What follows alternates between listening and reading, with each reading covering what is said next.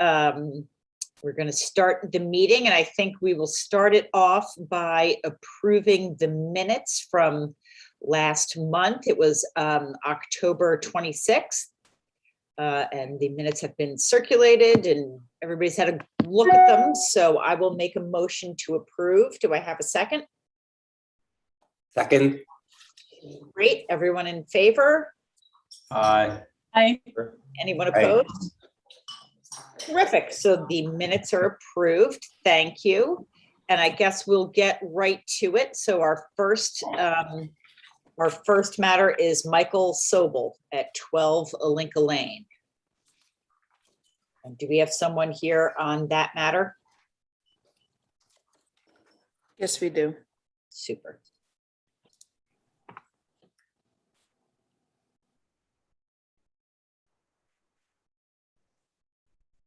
Hi everyone, how are you? Good. How are you? Good. So I'm just gonna join from my computer so I can share my screen as well. I'm here seeking a variance to install an emergency generator, and the location is the most practical for us, and we're asking for a variance of only 2 feet into our 15 foot setback, of which there will still be 13 feet of setback. So if I can just type into the Zoom here quickly on my computer so I could share. We guess you're Michael Sobel, I would guess, right? Yeah. You're You Michael are Sobel? Michael Sobel. Yes, hi, yes, thank you. Okay, as opposed to some architect or somebody like that. No. It's me, it's Yeah. you. Yeah. Hopefully this is easy enough for all of you. So if I could just raise my hand to the moderator to let in my other Zoom. Okay, great. So I'm going to share my screen. Share. So do you want me to just read through the letter that I drafted that you have in front of you, or should I give you a lay of the land through the survey and some pictures first? Or Exactly. I think that would be more useful, is we've seen the letter. So just sure. Yep. So this is the survey of the house. The area that we're talking about is right here on the right side of the house. The setback to the house is currently 16 feet 5 inches. You can see that it's labeled such. And there's two existing air conditioning units, condenser units right here, of which 10 feet away, in the same spot, the same I guess these were grandfathered in, the air conditioning units. And so we wanted to put in a generator over here as the easiest and best location for it, per, where the electrical and the gas come into the house are right here as well. And so that's what we're talking about. I can show you some pictures maybe to give you an idea of what it looks like. So how much more into the setback do they go beyond the existing air conditioning units? 0. So it's actually slightly thinner. So if you'd like to see, I submitted a self-made diagram here. It actually is to scale. I bought a architect ruler. So you can see here the house is 16 feet 5 inches from the property line. You can see this 15-foot setback that I drew, and you can see the existing platform, where the concrete platform for the 2 condenser units are. Those are the measurements currently. And then you can see the proposed generator, where we're either going to pour concrete, or they just put rocks down underneath as a platform for it as well, small pebbles. Are those circles, bushes on the right side? Yeah, trees and bushes. So if I show you, this is to the street view, you can see exactly, kind of what I'm talking about. You can see the condenser units are here. It would go right here is where the generator would go. I can show you a view from the street as well. So that's just looking back, and it kind of just shows the exactly where we put it. And then one more picture to show would be view to the neighbor. So you can just see that there's, that's directly in front of from where the generator would be, the bushes there as well. So, How it's, go ahead. How close is the nearest house in terms of where you're going to put this? So so the house, I'll show you on the survey. I'll show you from the survey, the neighbor's house, Greg's house, is approximately here. Okay. And I can show you a picture. So it is further away from where the air conditioning units currently are. This one picture kind of shows I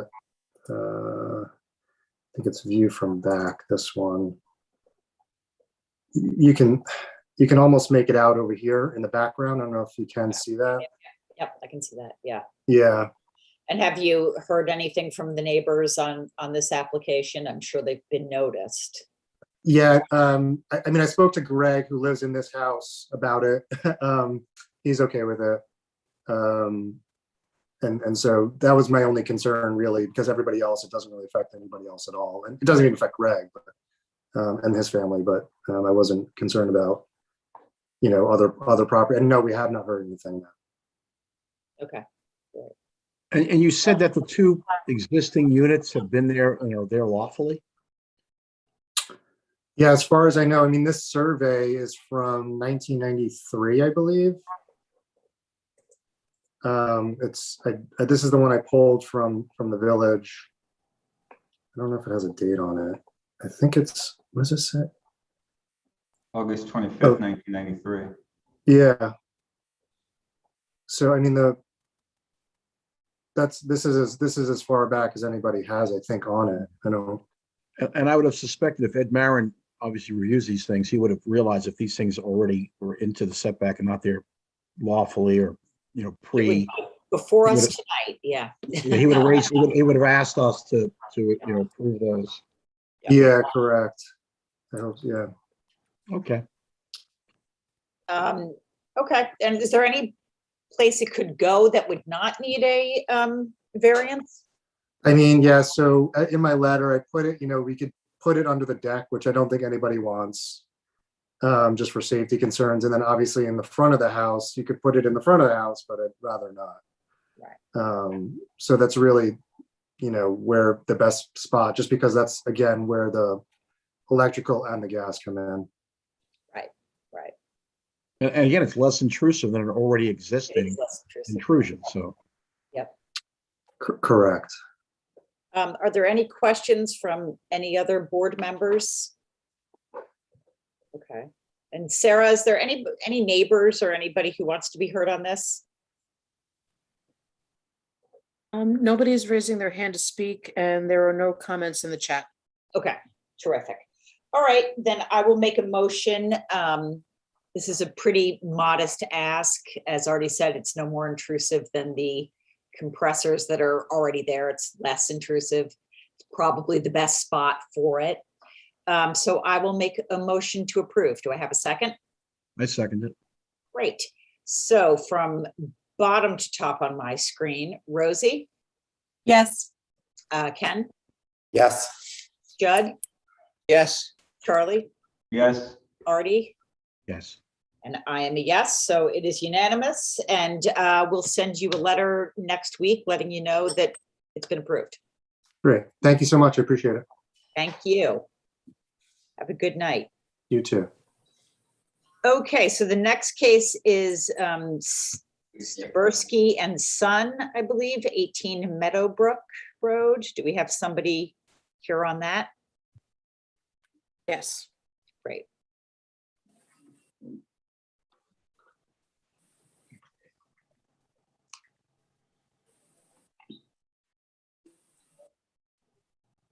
Hi, can you hear me? Yes. Hi, Doug. How are you? Good evening, everybody. This is Douglas McClure for Jacob Staberski and Catherine Sun. If it's okay with everyone, I will share my screen. Yes, please.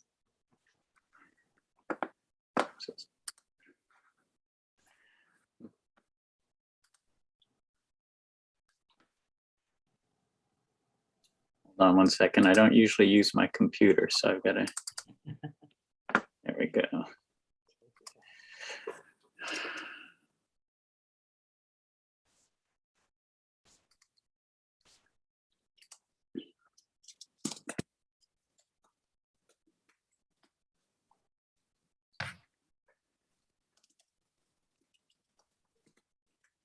Should have done a test run of this.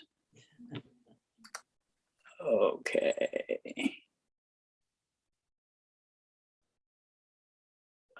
That's not going to work. Let me try something else here. There we go. Okay. Can you all see that? Yes.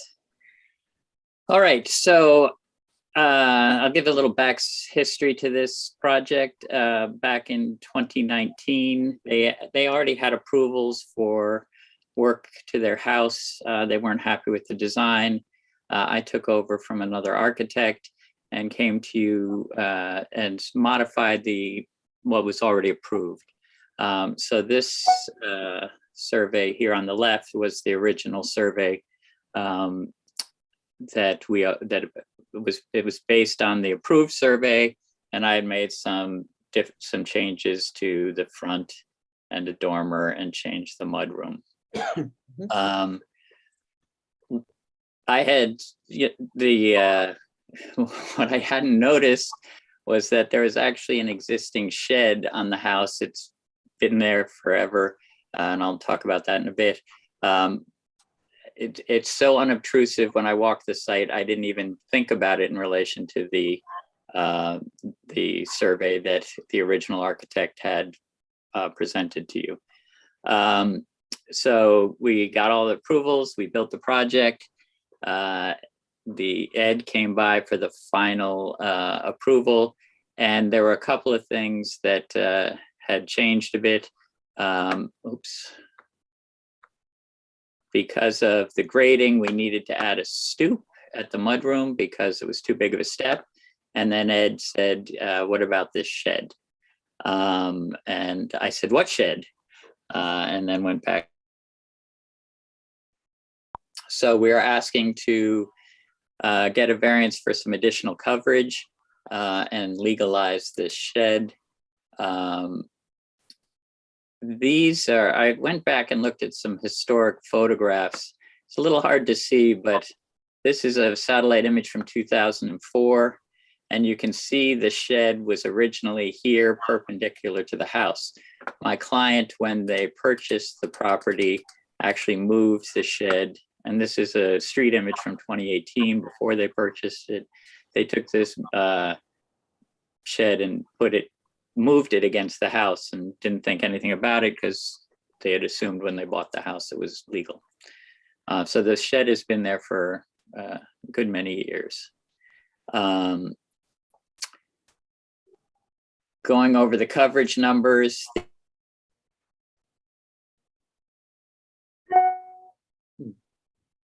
2230, or actually 2262. I don't know why it's saying my internet. Okay, that's unstable. And then with the additional shed, the stoop, and the HVAC units are actually took up a little. Took up a little more space than originally we had calculated. We have some additional coverage of 69 square feet, which brings us from 18.4 over to 18.9 over the allowable. Does that all make sense? It does. So and there was an additional front walk. Is that? Oh, that's right.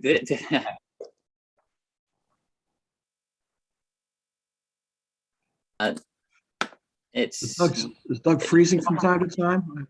Sorry. But that's okay. We got you back. You were frozen there for a second. Sorry about that. That walk actually existed. There was an existing brick path that came all the way across.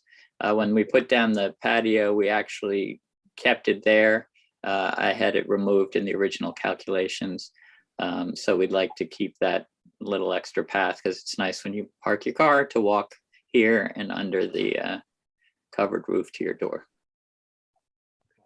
So let me ask you, I don't know everybody else's opinion and they'll let you know, but the stoop, the AC units, the path don't bother me. I'm a little worried about the shed. So the shed, it looks to me like it used to be on the property line and you've moved it closer to the house. Is that correct? That is correct.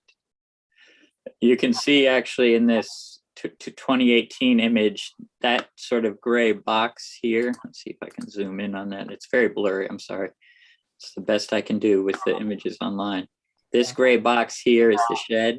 You can see it's almost up against this retaining wall, which is the property line. So it was there and they just turned it 90 degrees and brought it up against their house because, you know, they use it for storage of lawnmower and other yard pieces. But it's inside the setback, correct, Doug? It's actually outside the setback. It's always been this line here. The house is almost up against the setback. The setback is 15 feet and the house is at 15 feet 6 inches. The shed is the front of the shed is at 11 feet 1 inch from the property line. It's in the setback, right? It's in the setback. Sorry, I misunderstood already. Sorry about that. That's okay. And you said it's just used for some gardening things and things of the sort? They store, I don't know if you know Jacob, he's I do not. he ran Revenge, so he stores some barbecue things in there and garden stuff and you know, things that they use their garage for a car, which is unusual. So this is the things that people often store in their garage. And obviously it's not only the setback, but it's also coverage, right? It also adds your coverage. Correct. Right. Anybody else have any questions?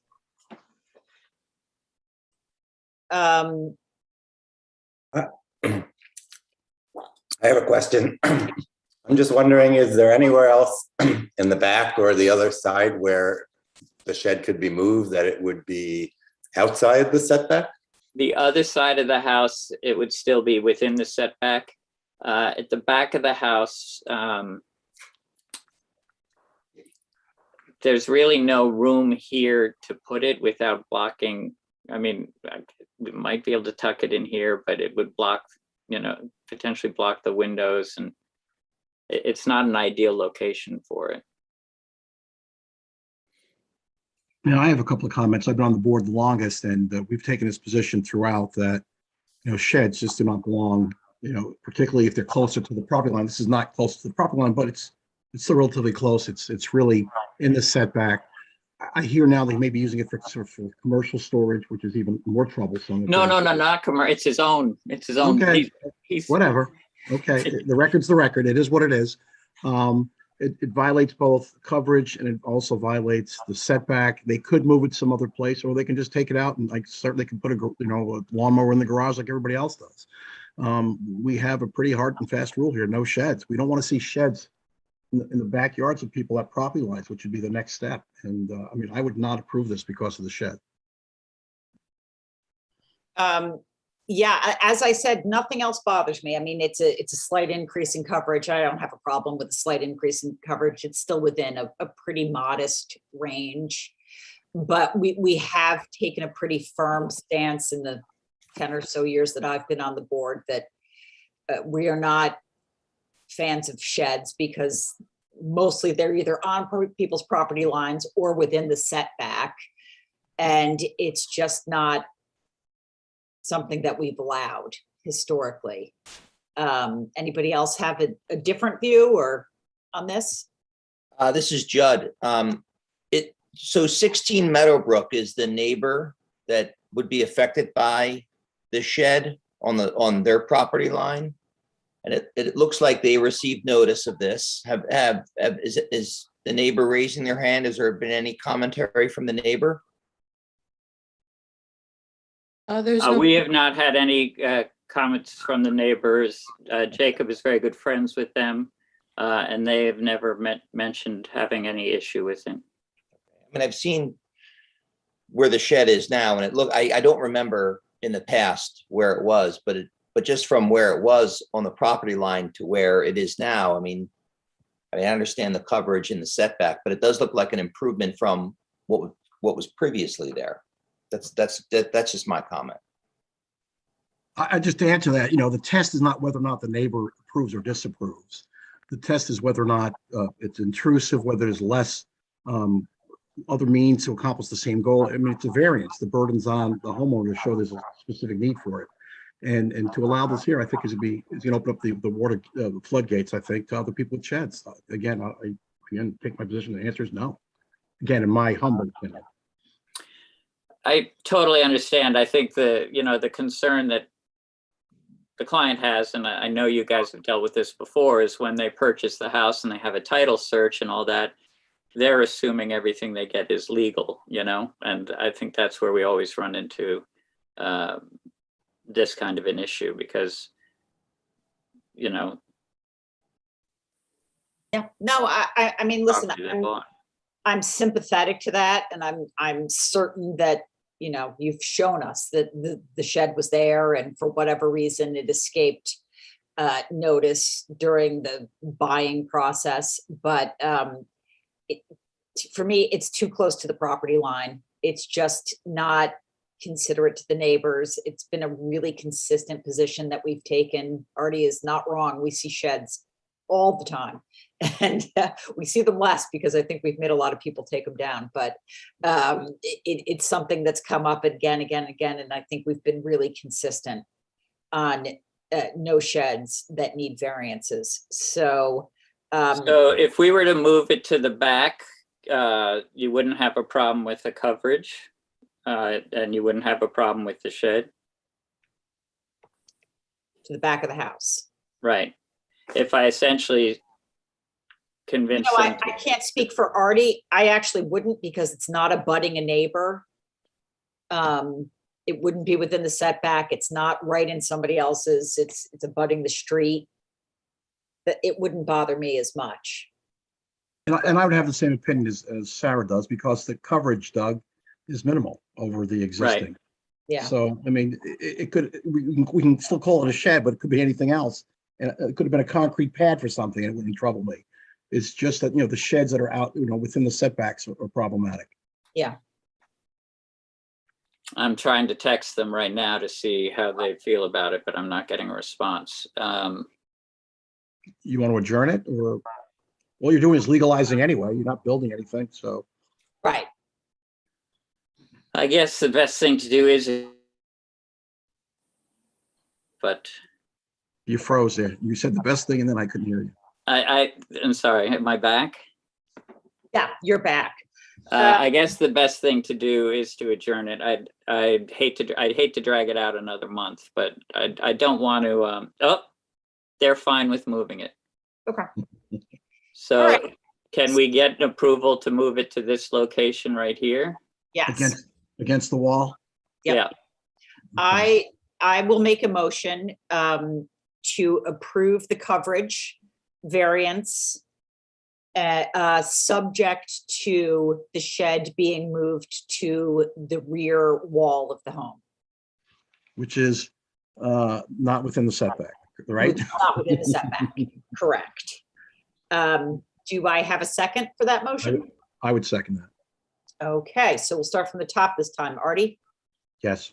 Charlie, So there's actually 4 things that they're looking for, right? Are we voting on? oh, Are we sorry. voting on all 4? Yes, right? we are. Right. Okay. So All right. it's no to encroachment in the side yard setback, Right. but yes to the Yes allowed. to the 4 coverage things, right? Exactly, Okay, exactly. so yeah, so my vote is yes. Okay, great. Okay. Judd, Yes. Ken, Yes, Rosie, Yes, Okay, so I will send you a letter next week, but that's what it'll say. Great. Thank you very much. All right, thank you, Doug. Have a good Thanksgiving. Yes, everyone have a great Thanksgiving. I'll see you all soon, hopefully. Great. Bye-bye. Okay, bye-bye. So the next one is 2 Ardsley Avenue East, which we have seen quite a few, Numerous times this year. what we are all very familiar with.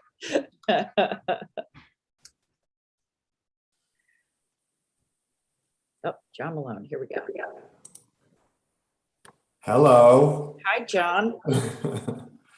Back again, huh? Yes. So let me share screen for you guys. John Malone, Ferguson Malone Architecture, representing Pierre Keckman and Igor Greenberg. So we're back because of the play structure. We went to the planning board with when we last left you, we were going to relocate the play structure outside of the Broadway buffer to this area over here. The play structure's interpretation as a building means that it is limited by setback limitations. So in a yard like this, the setback limitations are for a building, different from a pool, right, are here. Let's draw the limit for this. So this would, the only area that a building can occupy is this area indicated here. You can see that the existing building extends beyond that right now. Right, so there is, very little area to have a play structure in. So that would only be, this area here is actually paved, this area here is actually building. This is the little bit of rear yard that's left.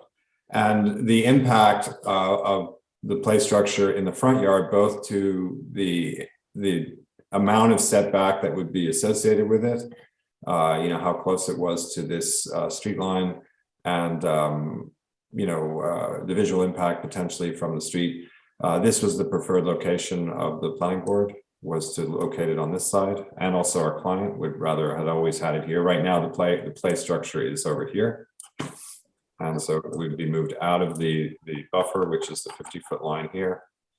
And so what we're requesting is basically a side yard variance for the play structure to locate it here. Again, this play structure is not permanent play structure. It doesn't have foundations or footings. It's more like a piece of furniture. It can be relocated.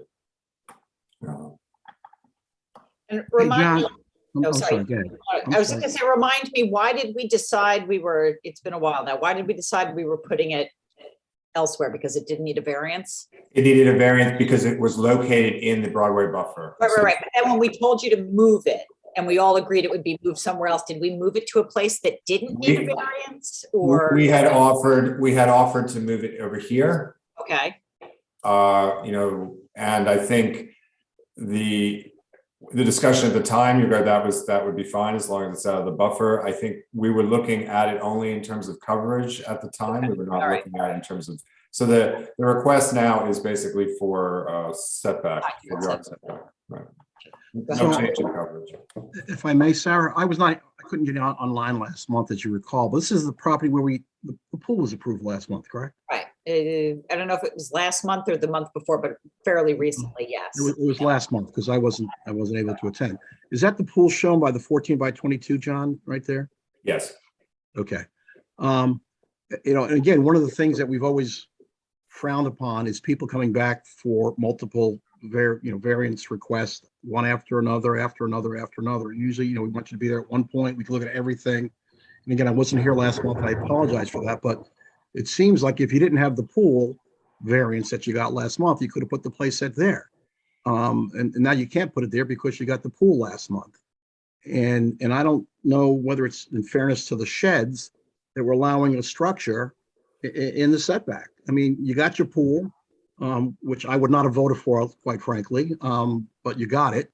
and now you're asking for a playset a month later. My opinion is you got the variance. The property is what the property is when you bought it. It's a setback. It's close to the property line. I don't know whether neighbors complain or not, but regardless, people want to have some space between their buildings and not see structures and not hear people playing right on the property line all the time. So again, I would deny this. That'd be my vote if we were to go forward for those reasons. I think the discussion last month was different. I'm not sure that there was a tremendous amount of concern about the location when we discussed the relocating it out of the set. There was a concern about the Broadway buffer and protecting that buffer. I think elsewhere on the property, I think there was less of a concern. I think the type of play structure that this is,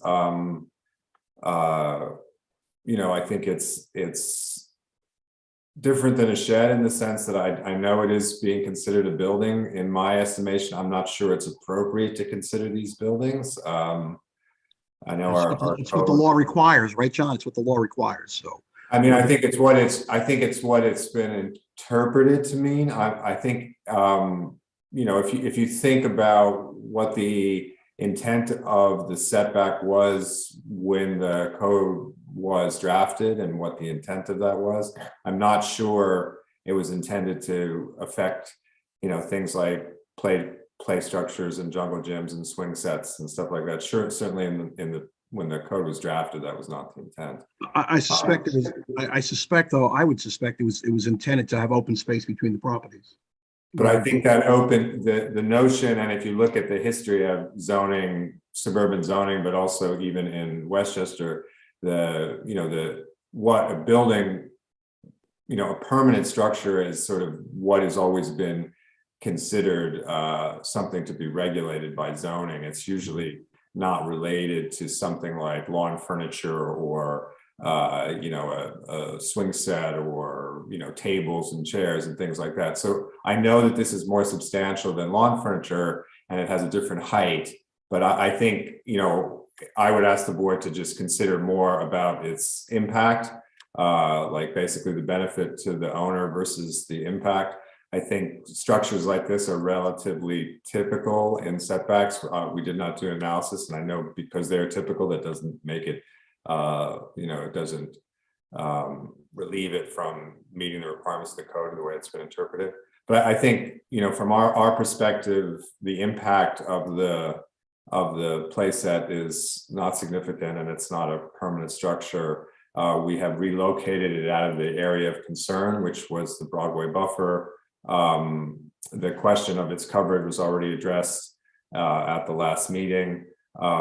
Since we have been back to the planning board, we've actually reduced coverage by another 20 square feet. John, that should have never been in the buffer zone to begin with. So you keep raising that as doing the village a favor. It just had no business there to begin with. And relocating it here, look, the statute is the statute is the statute. It's a structure. It's in the setback. Right. It's not lawn furniture, John. So you can compare it. You can try to compare it to tables and chairs, but it's not. It's more permanent than that. And the building inspector has determined it to be a structure. So that's why you're asking for a variance. Right. No, I understand that, but the reason we're in front of you is to ask for relief from the statute. I understand that it's part of the statute. I think I would just ask the board to consider, the benefit and potential negative impact. And even though it is considered a structure, is it a structure the same way as a building? The flat work is also considered a structure in Irvington, whether it's on the ground. You received a major variance last month as well. Right. So at the time when this was presented last month, the setback from the building inspector and from the planning board, they did not consider this needing a setback variance, or we would have asked for it at the time.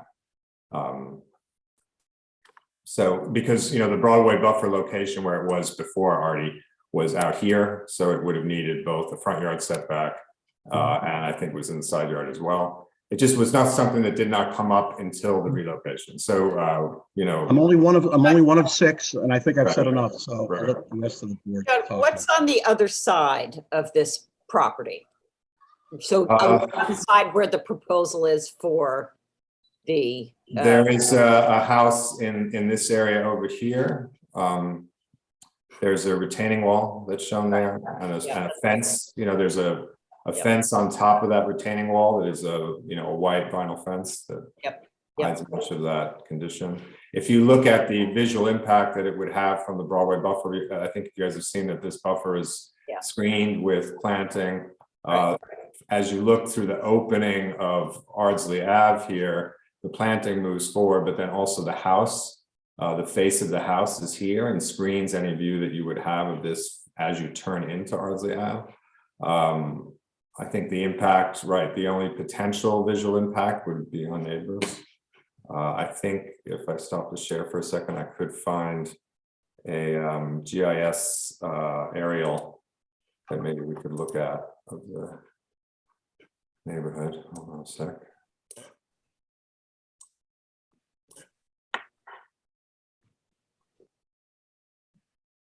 Yeah, here you can see the fence in this here. I'll share again.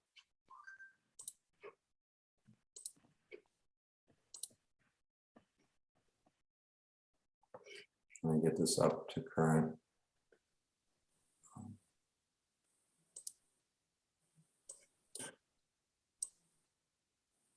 I think this is 2018. So you can see at the property line, there's a retaining wall here. And then there's a fence that's about a 5 or 6 foot fence there on top of the retaining wall. So, I think that probably the top of the fence is similar to the height of the platform on the play structure. Let me just, any other board members have any thoughts on this one? I do have to say that having been to the property a few times now, I share Artie's concern with building that close to the property line. I just do. It's going to be a very used up piece of property as it is. Obviously we couldn't have it in the buffer. To me, that was a non-starter, but that backyard, that back area where you're looking to relocate it, it's really going to be crowding the line. Does anybody else have any feelings, any thoughts that they want to express on this one? So Sarah, I thought when we discussed this the last time, the question we put to the owners was could they move it to someplace where they didn't need a variance? Right, that's what I thought as well, yeah. Right, and the answer to that, I thought was yes, right? And I thought that spot was actually going to be in front between Ardsley Avenue and the pool. I'm kind of surprised to see it behind the house, close to the house behind it. Yep. That's not where I was expecting it to be. Yep, me either. Anybody else have any thoughts or? I mean, I have the same concern. I recall not being too concerned about the coverage issue, and I was pleased that the playset was going to be moved. And I don't remember specifically if I expected it in front, but I figured there was some place that would be less objectionable than right in that small spot of side yard. So I do have a problem with the current proposed location. Yep. Anybody else? This is Judd. I agree. It just seems that area is getting very crowded, and it seems very tight, and that would be the reason for the setback, just to have that open space there. Is there, based on the location because the relocation from this area over here to here was after the meeting. I think when we last spoke to you, we had discussed putting it over here where the stormwater system is. Right, that was my recollection. Yeah. Would that change people's opinion in terms of, if the location of the play structure, instead of being crowded against this side yard, was in the front yard, but it wasn't as close to another house? It would be closer to a street line, but it wouldn't have the crowding impact that this does on the property line of the adjacent house. Well, does it need a variance to go into that location? It's yes, it would still need a front yard variance. The front yard is very large, right? It's a 50-yard Right. variance. So to put the structure here, you would still need a variance, but it wouldn't need to be, 6 feet from the property line. Right, okay. You could get more distance from the property line, and then also beyond the property line, the street line is beyond the property line. Right. So if you locate it in the area that we had initially discussed with you guys, which is basically on top of this stormwater unit, that's 15 feet from the property line, and there's probably another 12 feet to the street line. So at least you'd get a distance of about 20, 25 feet from the street line, and then also there's mature screening there as well, right? And John, if you didn't have the pool, you could have put it right there and you wouldn't need any variance except for a coverage variance, correct? I'm actually not, yeah, I mean, you could have, I don't know if the swings would work there that close to the house. There's like a fall thing. So you need to be able to fall beyond that. So I'm not sure, but it looks like it, again, the area is just right here. So I don't know within that shape, whether we wouldn't be in front of you still for a setback. Why was it moved, John, from where we initially thought it was going to go? I think our thought and the owner's thought was it has less visual impact over here. The concern was that if we show it here, that people would be concerned about the visual impact from Artsley, and it's hidden over here. But I mean, I think if it's a numbers game and the issue is like really the crowding and the tightness of the property line, it's obviously much less crowded over in this area. So I guess what I'm trying to get at is you want to move it into the setback, and I don't see myself being in favor of that at all. So if we don't do that, do you still need a variance from us? Because it's basically going back to where we thought it was going to be in the first place. I think what Ed was saying is that when he sent it to here before, there wasn't a specific request for setbacks for this in addition. So that would be, right, that would be, him asking us to add that to the requirements. Right, and I think that gets back to Charlie's point, which is that I think we all thought that could be done without a variance, right? Yeah, I think we were, to a certain extent, we were operating under the assumption that this isn't really a building, right? I mean, because so often these are in setbacks. But if it's John, I don't recall ever seeing anyone coming before us for a variance for a place set in a setback, ever. So you say that a couple of times. That's just not accurate. Well, I'm just saying, I'm not sure that the interpretation has, I know we've been in front of you for coverage. I'm not sure, like in the same way that a wall exists outside of setback requirements and walks exist outside of setback requirements. That's all I'm saying. I don't think we've been in front of you. I mean, I think we were all aware that it was considered, that it had been interpreted as a building. We were just saying it had to be out of the Broadway buffer. The problem is, it doesn't seem like there's any place you can put this without coming to us for a variance, which I don't think was our understanding. At least it wasn't my understanding last month. No, mine neither. I mean, I think what Charles said earlier, that it was we said that it could not be in the buffer, but that we were giving the coverage. And so our assumption was that it would be located somewhere where it did not require a variance, including not in the buffer. Correct. Right. Okay. Okay. I mean, yeah, so that's, I mean, this is then it's an oversight on our part, because I think we were working under the assumption that wasn't a requirement because we weren't given that by the plan book. That's not. Yeah. Well, there was a lot of things you were asking for. Right. It doesn't seem to me, and if you want to adjourn it and look into this more, you can do that. It just doesn't seem to me that you can do this without a variance. No, I don't think so either. I mean, I don't. Certainly now with the pool location, there wouldn't be any place within this zone where that could fit. So the only alternative would be the area that we would discuss before, and it would still need a variance. So I guess that would be my question. Is there if there is concern about this area, is the general concern, Sarah, the way you described it, as like no variance, or is it really more about the impact in this area versus the impact over here. And I think it's partially because I think when we discussed relocating it to here in the last meeting, there wasn't a lot of concern about the impacts over there. So.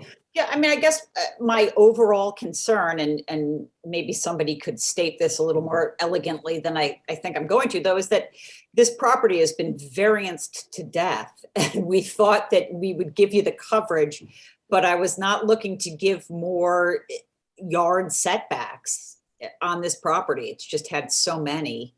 Right. And I think we're really getting to the point where it's like, why do we have a zoning law if we're going to continue to give front yard, side yard setbacks on this property after it's already had them? It's had a buffer, it's had coverage, it's had just so many variances. And if this can't be accommodated without being in the front yard setback or the backyard setback or the side yard setback, I just don't think we can give another variance of that kind. That's my opinion. And I'm wondering what other people are thinking. I think Artie probably agrees with me. You know my opinion, obviously. Yeah. I think Artie's on the same page. Anybody else have any thoughts? No, I think you said it very elegantly, Sarah. You know, I agree with that. My understanding was that they could move it and would not require a further variance. And you know, that if we were having that discussion a month ago, they might not have gotten the pool. Right, yeah, exactly. I think Right. you're exactly right. So I think you got to pick your poison at this point, John. Yeah. I think just quick. Oh, wait, you still polling, Sarah? I just had a question. No, that's. I was just thinking in terms of adjournment. I think maybe you know I don't know if my client's I don't want to have the discussion with the client right now. I know Doug did a quick text. I think in terms of adjournment, if we adjourn it and then don't resubmit, that would be the same condition as not requesting a variance, right? I'm just wondering at this point, we should probably just adjourn it based on what you've discussed, and we'll either resubmit or continue or withdraw at the next meeting, right? I know the homeowner is on and they are. Oh, she is. Oh, they are. Okay, all right. Be heard. Yep. So let's hear from them briefly. Okay.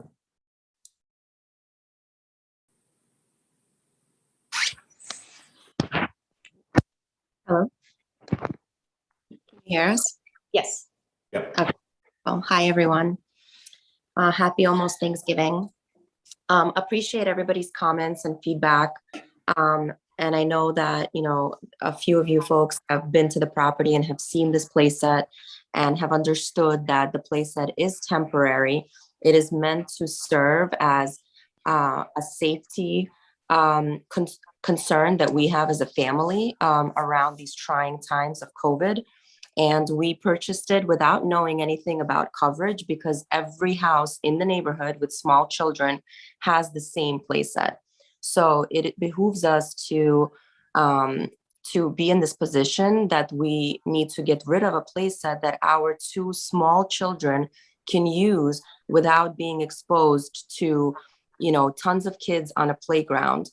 It is temporary. It is at most several years until we get rid of this because we ourselves do not need it once the kids outgrow it. So the fact that we are kind of being forced to not be able to have our children, you know, exercise their childish play on a swing or a slide while being small is just, you know, unfortunately, emotionally, it is upsetting to us, right? So we appreciate all of your feedback and everything that we're talking about here, and we appreciate the laws of the neighborhood.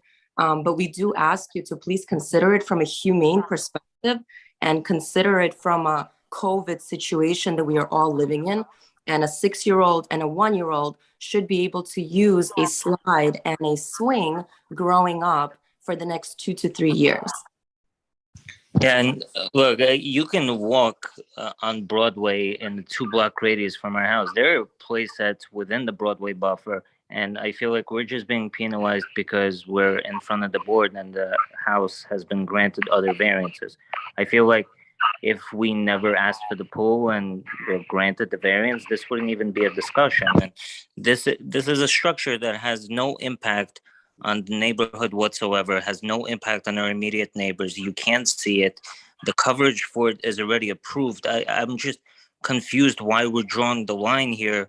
And as my wife said, it's a structure for 2 kids under 6 to use for a couple of years. One that's not seen from Broadway, one that's not seen from Ardsley. I'm very confused why there's a playset in every 3rd property in Ardsley Park, but we're being forced to take it down. And Artie, I think you said it eloquently before that you have not seen anyone come before you for a playset structure, and that's a fact, right? We have surveyed and gone back through minutes and have seen that not a single home in the neighborhood that currently has a play structure has gotten permission to put one up. So forgive us for not knowing that we needed to. I know we've heard a lot from you, and we have heard these arguments before, and every property is different, and every property can accommodate different things. As Artie said, if you want to trade back the pool for the play set, you can come back to us and ask us to do that. But the reason why not every property has them is either they're not in the setbacks, or they're not coverage issues, or they haven't come to do work and therefore we haven't seen them. But That's the problem. That's the issue. Well, I mean, it may well be, but all we can do is handle what's in front of us. And I don't feel that this is an incorrect decision. I just don't feel we can give another variance, certainly not in the side yard. I mean, that's not, to me, that just doesn't even make sense. But I'm not open to giving a front yard setback right now. So John, I don't know if you would like to have another chance and then just not resubmit if looking at the reality of the situation, or if you'd like us to think about going ahead and voting on this. I am open to either of those. I think I just would want to, take time and discuss it with my client before we move forward. Based on what I'm hearing today, I don't think we would be looking at approval for the current location. Right. So I just think that the proper thing for us to do would be to adjourn it, and then we can have a discussion with the client and sort of see what our next steps are. And that would be best, I think. So I think we'll adjourn this one. Sarah, because we're not meeting in December, John doesn't have to renotice it, do they? They don't have to renotice it because. No, they don't have to renotice it. No, Yeah. because it's just one adjournment. One adjournment you can do without renoticing. It doesn't cost you anything. And I don't know if you want to have some time to think about this one. And if you don't resubmit, then we won't see you. It's pretty simple. Right. All right, so I think we're going to do that. Let's go ahead and adjourn this. John, sorry, while we still have you, John, can I confirm the 2 spots that are potentials for this playset would both require variances, which we won't receive, right? Well, I think just to be clear, and this was the area where the playset could possibly fit without a variance if the pool were constructed, I'm drawing it right now, is this area. John, could you do this offline so we can move forward? Yeah, I'm sorry, this isn't right. This isn't perfect. So yes, those are the areas. So we can wrap that up. Okay. We'll see you maybe in January. Yep. Thank you. All right. Thanks, John. Thanks. Happy Thanksgiving. Thank you. Okay, the next case is Sophia and Michael Roberts, 1 Hudson Road West. That's John Malone, Ferguson Malone Architecture. We're back to John. All right, here we go. Yeah, I'll just stand on. So this project is to add a swimming pool to an existing property in Artsy Park. The property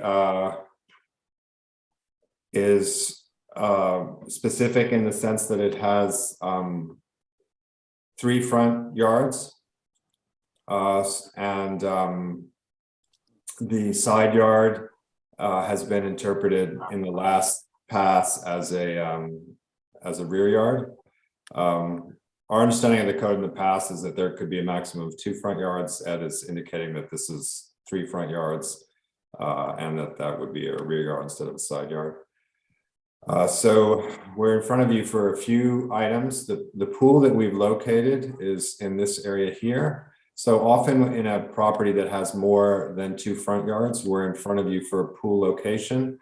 So the way that the pool code is written, the language is that the pool must be behind the rear wall of the house that is closest to the street.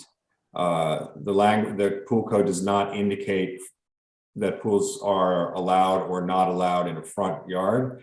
What they indicate is that it has to be in a certain location behind the rear wall of a house. So in this case, we've interpreted the rear wall of the house as the wall of the house that's facing the rear yard. So that the rear wall of the house that is closest to the street would be this line here. And so the pool is located behind that line. But I think in the past, when there are houses with multiple front yards, we're at the zoning board to confirm that interpretation. The other limitation on the pool location is the 20-foot offset to the property line. So this line here is showing you the 20-foot offset to the property line. And the other limitation specific to this area is the Broadway buffer. Right, so this is the Broadway buffer line. So the pool has been located outside of the Broadway buffer line within the 20-foot pool setback to the rear, and then behind what we're interpreting the rear yard of the house to be. And this is the pool here, in case there's any confusion. So John, you're not in the buffer then? Yeah, I didn't understand. We are not, the pool is not in the buffer. So then to move on to the request for the Broadway buffer, the planning board and Ed have interpreted an intrusion into the Broadway buffer as the planting that we're proposing in the Broadway buffer as an intrusion. So the village's landscape architect asked us to fill, there's no change to the existing green buffer that's there now, the existing planting, but we were asked to infill with evergreens areas that had sort of lightly planted deciduous shrubs. So these plantings that are shown here, anything that is, this here, all of this planting is inside the Broadway buffer. I mean, I don't want to question that interpretation, but if you read the Broadway buffer language, they indicate that intrusions should be mitigated with planting. So I'm not sure that the intent was that planting was intrusion, but that's why we're here. Also, right now there's an existing fence along this line, and that fence is being upgraded. It's a deer fence now. It's being upgraded to a pool fence, and that fence is within the Broadway buffer. And where's the fence? Fence It's that line there? right here. We're leaving Why the can't you move fence it back a little? yeah, on the line of the Why existing can't it- fence. If you're changing out the fence, why can't you move it back a little bit and get it out of the buffer? The buffer is back here, so Oh, the buffer's back. yeah. So why can't you move the pool to the left, I was to the left misinterpreting. side of the house? Yeah, no. Yeah, right, it would be up against the house. Gotcha. No, why couldn't the pool be on the other side of the house? What's back there? Driveway.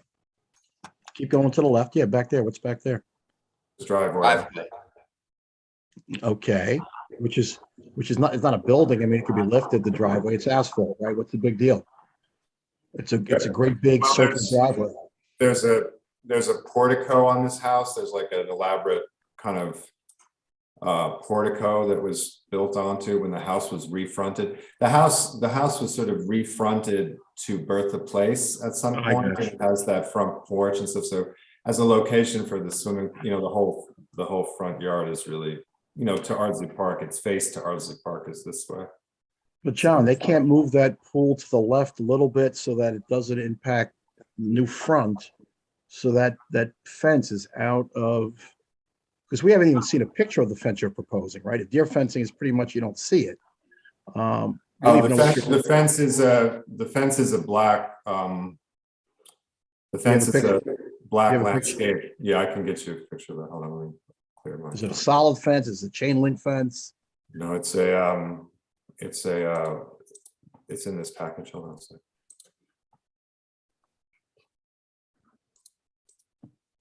So this is the pool fence that we're proposing. So it's an aluminum, the aluminum bar fence is an open fence. It wouldn't have significantly more impact than the deer fence. Well, show us a picture of the deer fence. Do you have a picture of the deer fence? I can find that. Hold on a second. Let me figure out how to do that.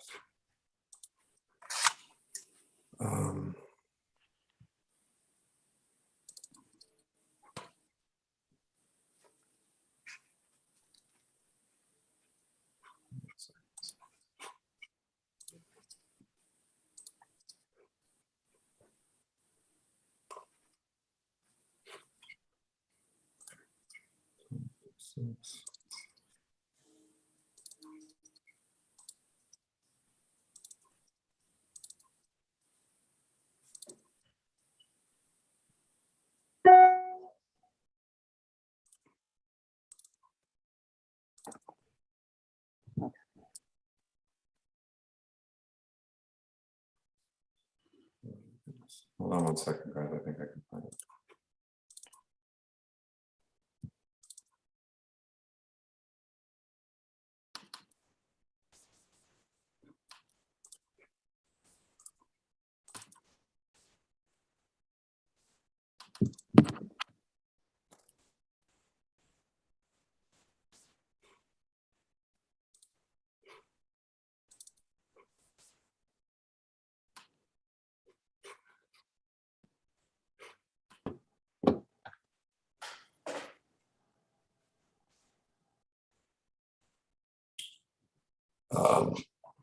I'm going to start sharing screen just so that I'm not.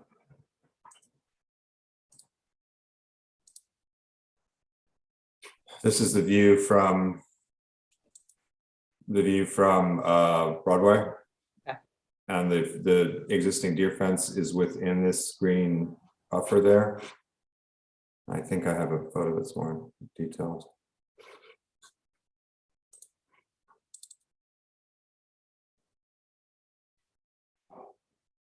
This is the existing fence that's along the front of the house, and we're going to be matching that fence approximately. But that's not the buffer, right? That's not in the buffer line. Hold on a second. The photos are not previewing, so I'm having trouble finding the deer fence. If you guys want to keep conversing, I would try to find someone to find the picture of the deer fence specifically, because we did present it to the planning board, so I can try to find that. So let's start here. What's the coverage? How much coverage are we talking about? So the coverage variance that's being requested.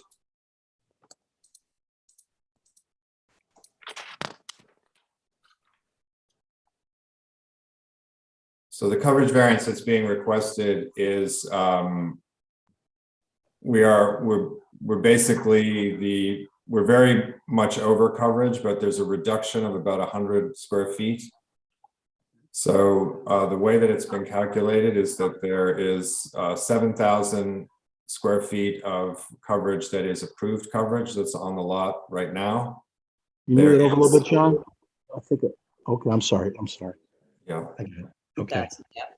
And there is a bunch, this addition was put on in the early 2000s, this addition here with the deck and stuff here. At the time, there was a bunch of undocumented coverage that's in place in this area. There's a walkway and a system of gardens that's in this area. There's a play structure that was put in place. And a lot of hardscape that there is no record of it. The hardscape that was there, some of it is related to the age when this was put in, and some of it is older. I think, you know, the Ask you this. stuff back here is older. When you say there's 7,000 square feet of coverage, but that's not all documented, right? So in other words, No, the 7,000 is the documented. that's the document. That's the documented, and then we separated out this 1,300 that is undocumented. And in this diagram that we showed, we've indicated the stuff that there is no record of, and it is mostly this garden walkway area that's here. And, you know, this area that was associated with this deck addition and this building addition here. So what we are proposing is that of this 1,300 of undocumented, we are pulling out approximately 900 square feet of that. And then there's an increase of about 730 square feet of increase that's associated with the swimming pool. So we're trying to offset, obviously, the request by removing undocumented coverage. Right. So there's an overall reduction associated with that. John, let's stress what's allowable. What's the allowable number? It's 5,000 and change? Yeah, it's 5,000 and change, yes. Oh, what is it? Was it five? You have it there. Was it 5,000 what? It is 5,178. 5,178, right. Yeah, I mean, I have to say, John, we always appreciate give backs, but this isn't a real give back because you're asking to document already stuff that, yeah, it's there, but it's not legal. It's not been you know, it hasn't received a variance. And then on top of that, you want to add a pool. 149% over allowable. I mean, 135 makes me queasy. 149 that's pretty high. Again, my opinion, I don't know what everybody else is thinking. Right, we did put together a zoning analysis to sort of indicate where the other properties were in the neighborhood. Right, and there are coverage examples that are quite high in the neighborhood. Again, so in terms of other properties in the area that have coverage percentages that are high, I think the difference is that this property is quite large. So the impact of that excess coverage is probably less so. You know, there are properties that are 183, 216, 249 again. So it's not atypical. There are a few that are closer to allowable. There's one at 108. But in general, the coverage numbers are much higher. And we would. But John, two wrongs don't make a right. And you're looking at 63%, I believe, over what's allowable for a pool with a fence in the Broadway buffer. I look, they got variance apparently to increase the home, as you said, a couple of years ago. So they made a decision then to go with the home as opposed to a pool. I mean, where do you stop? I think the record, we have been unable to see the record of the variance, so I don't know what the language is of that variance that was for that pool. I mean, for that addition. I think the language of that may have indicated that there was not, you know, that the impact on neighbors and the impact on the surroundings were not significant. Again, what we're asking for the pool, again, what we're asking for is something that is flat on the ground, right? And so there is no visual impact. It's not like a shed. It's not like an addition.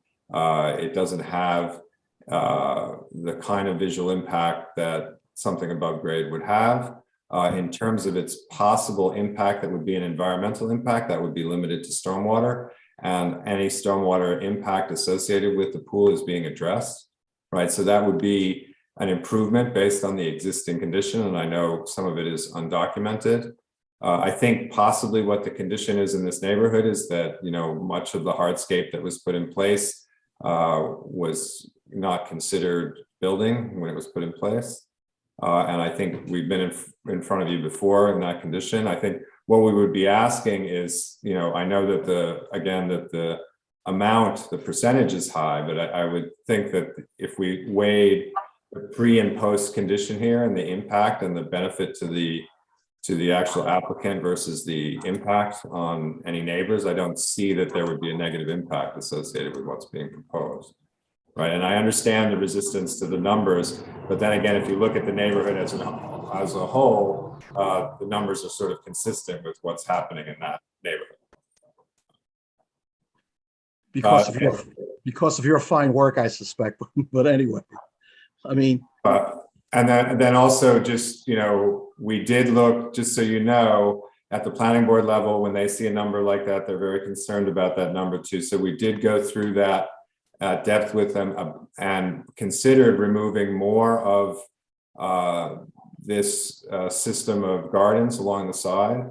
So we did speak to them about that. There's like these little retaining walls, and there's sort of an outline of walks. And what we've done is pulled out all the impervious surface associated with the center of these curbs, but we didn't pull out the walk, basically the retaining walls and the walks. And that was based on our, the determination, or basically what we explained it, that if the point would be, this is all mature planting and grown in here and it can't really be seen, and pulling that all out potentially has more of a negative impact than just leaving it as is, given the age of it and how long it's been sitting in there.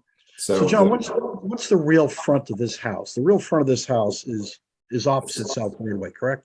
It's been reversed. So like there was a time when the front of the house was Broadway, and then there was an earlier edition that put all of this on and refaced it to Bertha. And then the latest edition is this this little addition here with the deck, which was added. So as a practical matter, the rear of the yard really is, from a practical point of view, closer to South Broadway, right? Isn't that really the back of the house?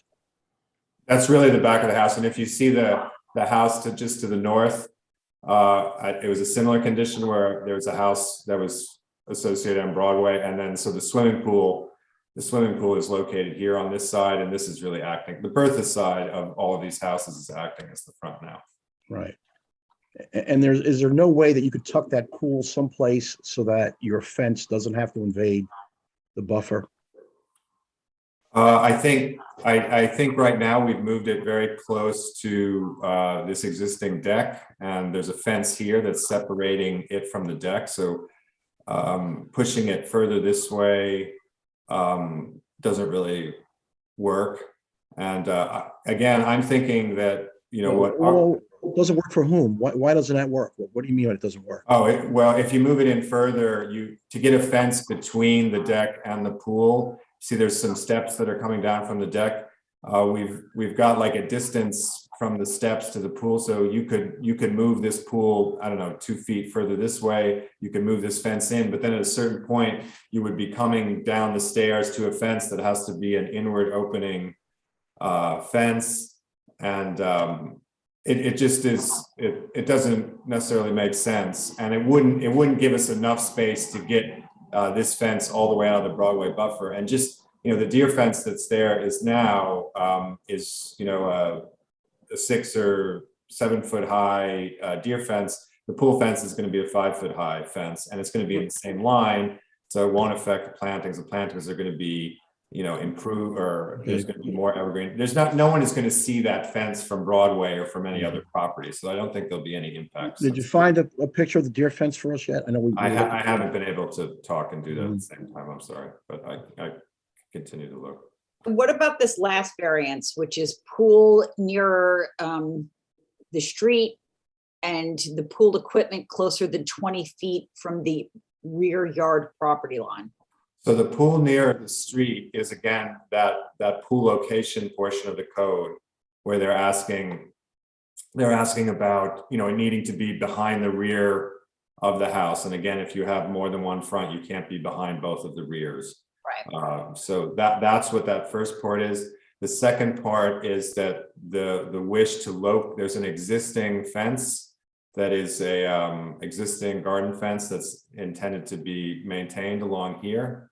And the goal is to put the pool equipment on the other side of that fence without taking that fence out. So the pool equipment and these AC units extend past the 20-foot property, the 20-foot pool line by about 18 inches. we weren't concerned, well, we know that there's a variance requirement. We thought this was a good location because the house to the north has its AC farm and the side of the house is sort of on, this is really a side yard. And that has, this is closer than allowable for a side yard, the house to the north, but it's really acting kind of a side yard. So it has building services along this side. So putting, even though this is extending slightly in here, we're hoping that this variance, that the benefit of this would be understood and that there isn't a huge impact on locating the pool equipment there. The pool equipment, again, is considered part of the pool, so it would be limited by this 20-foot setback. Does that make sense? This line here is a 20-foot setback. Yeah, I'm just not sure why you have to put it on the other side of that instead of the other. And So not need a variance. Yeah. You're right. This fence here is a wood lattice fence. That's a garden fence that has a lot of age on it. It continues through this area. It would be a good buffer visually for this equipment. This area here is the existing deck. And this is sort of the area that you see. So locating that pool equipment outside the fence has a lot of benefit for us. I mean, in terms of the design, in terms of, you know, the location is a good location relative to the pool. The location is a good location relative to noise and keeping away from the house. We're just hoping that the board understands that there's not a huge impact by allowing that intrusion into that pool variance. I mean, if this fence was 2 feet further this way, we wouldn't be having this conversation. It's an attempt to not move kind of an old wood fence assembly that can't really be moved. It would have to be demolished and rebuilt. But John, even on your fence into the Broadway buffer, how many feet is that from the pool? 30 feet? Yeah. This fence is probably 30 feet in from All right, that's a deer fence, which we haven't seen yet. You want to put some metal fence there. You can push the pool to the left so that your intrusion of a somewhat solid fence could be out of the buffer. You don't need to be 30 feet from a pool with your fence. You could be 5 feet from the pool. I mean, you could be much less intrusive into the buffer. The buffers tend to be a buffer, right? Where there's nothing encroaching within the buffer. And you want to it says that you can encroach in the buffer as long as the encroachment is mitigated with plantings. That's how the code reads. It doesn't intend that nothing happens in that buffer. It just doesn't want it doesn't want something and it's substantial intrusion that can't be buffered, that can't be. But in the variance, I don't see any good reason why that fence has got to be 30 feet into the buffer. It could be moved. I think having, the fence here obviously doesn't work right next to the pool because you can't circumnavigate the pool. Unless you move the pool over a number of feet. You have a big piece of property. Right. Right. So, I mean, we can, if that's a concern of the board and, we can look for other solutions for the fence. Is there, for me, the current location of that deer fence is the one that would have the least, visual impact and, you would stay in the same line. It's something that can't be seen. Moving that here, for instance, I don't see that there's a significant difference. So then if you're asking us to move it entirely out of the buffer, that would lead to a redesign, I think, of the whole assembly. But I think one of the issues that Sarah raises that, even the coverage, you're 40% over as it is existing, and you'll be 63% over with the pool. I mean, I think it's not a significant difference, but I think we're targeting 58 is what it was. There's no constitutional right to a pool. I mean, people have to understand that, I think. And they buy the property the way they buy the property. And again, they chose variances years ago to build structures. Right. I mean, I think again, the argument for the coverage is related to, the neighborhood having coverage levels at that level, but then more so the argument around the coverage is related to impacts, right? Again, we don't believe that the pool has a detrimental impact to the neighbors. We think it's appropriately buffered. The coverage, the runoff that's associated with any additional hardscape is being treated. So there's no environmental impact, no trees are being affected by the pool, no grading is being affected by the pool. So again, we would be asking the board, we understand that the coverage is over, but we would be asking to consider the, you know, the benefit to the applicant versus. Okay. Did I talk too much? Yes, we've gone on too What did long. I do, Artie? Yeah, I mean, Don't I guess worry, John, you're okay. Everything is My fine. my overall note on this application, I guess, is just, you know, we really are obligated to give as few variances as we can, you know, weighing everything, obviously. And there's just an awful lot of variances here. I'm still not understanding why that pool equipment should need a variance. It just, to me, you're just putting it closer to your neighbor than you are to your own home. And I understand why you might want to do that, but I don't know that that's an appropriate use of a variance here. I am worried about the Broadway buffer. That is something we've been pretty strict on. It's a lot of coverage. I'm not 100% sure that you are presenting us with an application that asks for the least amount of variances that you can to get a reasonable project done for the client, I guess. So That's my overall note. Okay, so then I think my question would be like, the focus, what I'm hearing then is the number of variances, meaning the individual code sections that we're requesting. If there are ones that we could avoid, such as the pool equipment, right? Yeah. That would, you know, the board would consider that helpful. And then in terms of the coverage variance, you know, the coverage variance is that coverage variance based on the discussion that we've had today, is that something that we should be looking at further reducing, or, you know, is the argument about impacts and how the flat coverage and things like pools not having an impact, is that something we should stick with? Because what I'm hearing is three things: the concern about the pool equipment, the concern about the fence intrusion into the Broadway buffer, which we can give you more, you know, detail on, both by submitting photos pre and post and having more detailed discussion on that. So that's one. This pool equipment intrusion in here, which I can talk to our client about whether we want to pursue that. And then the third one is the coverage number. Again, we did not pull this coverage out in this area because we were trying to limit, you know, disturbance to what is happening there now. And we did not, you know, receive concerns about this from the planning board. The planning board's concern was basically making sure that the pool was out of the Broadway buffer. We did not receive much concern about the fence. Okay. Well, I you know, look, there are fences in the Broadway buffer. I'm not saying it can't happen, but I would like to see really what the impact of that fence is going to be in the buffer. I would like to see that other variance go away. You know, we need to give as few variances as possible. That is our charge. Right. And the coverage number is high. Those are my thoughts. Anybody else is welcome to jump in here. Yeah, I've taken up a lot of time, so I would just love to get people's position on this. So we don't waste more time. It's not a waste. No, I mean, I want to get something. I want to make sure that I know where to move next on this. So if other people have thoughts, it would be great to hear. Yep. Ken? Yeah, so I mean, my biggest concern is the coverage issue.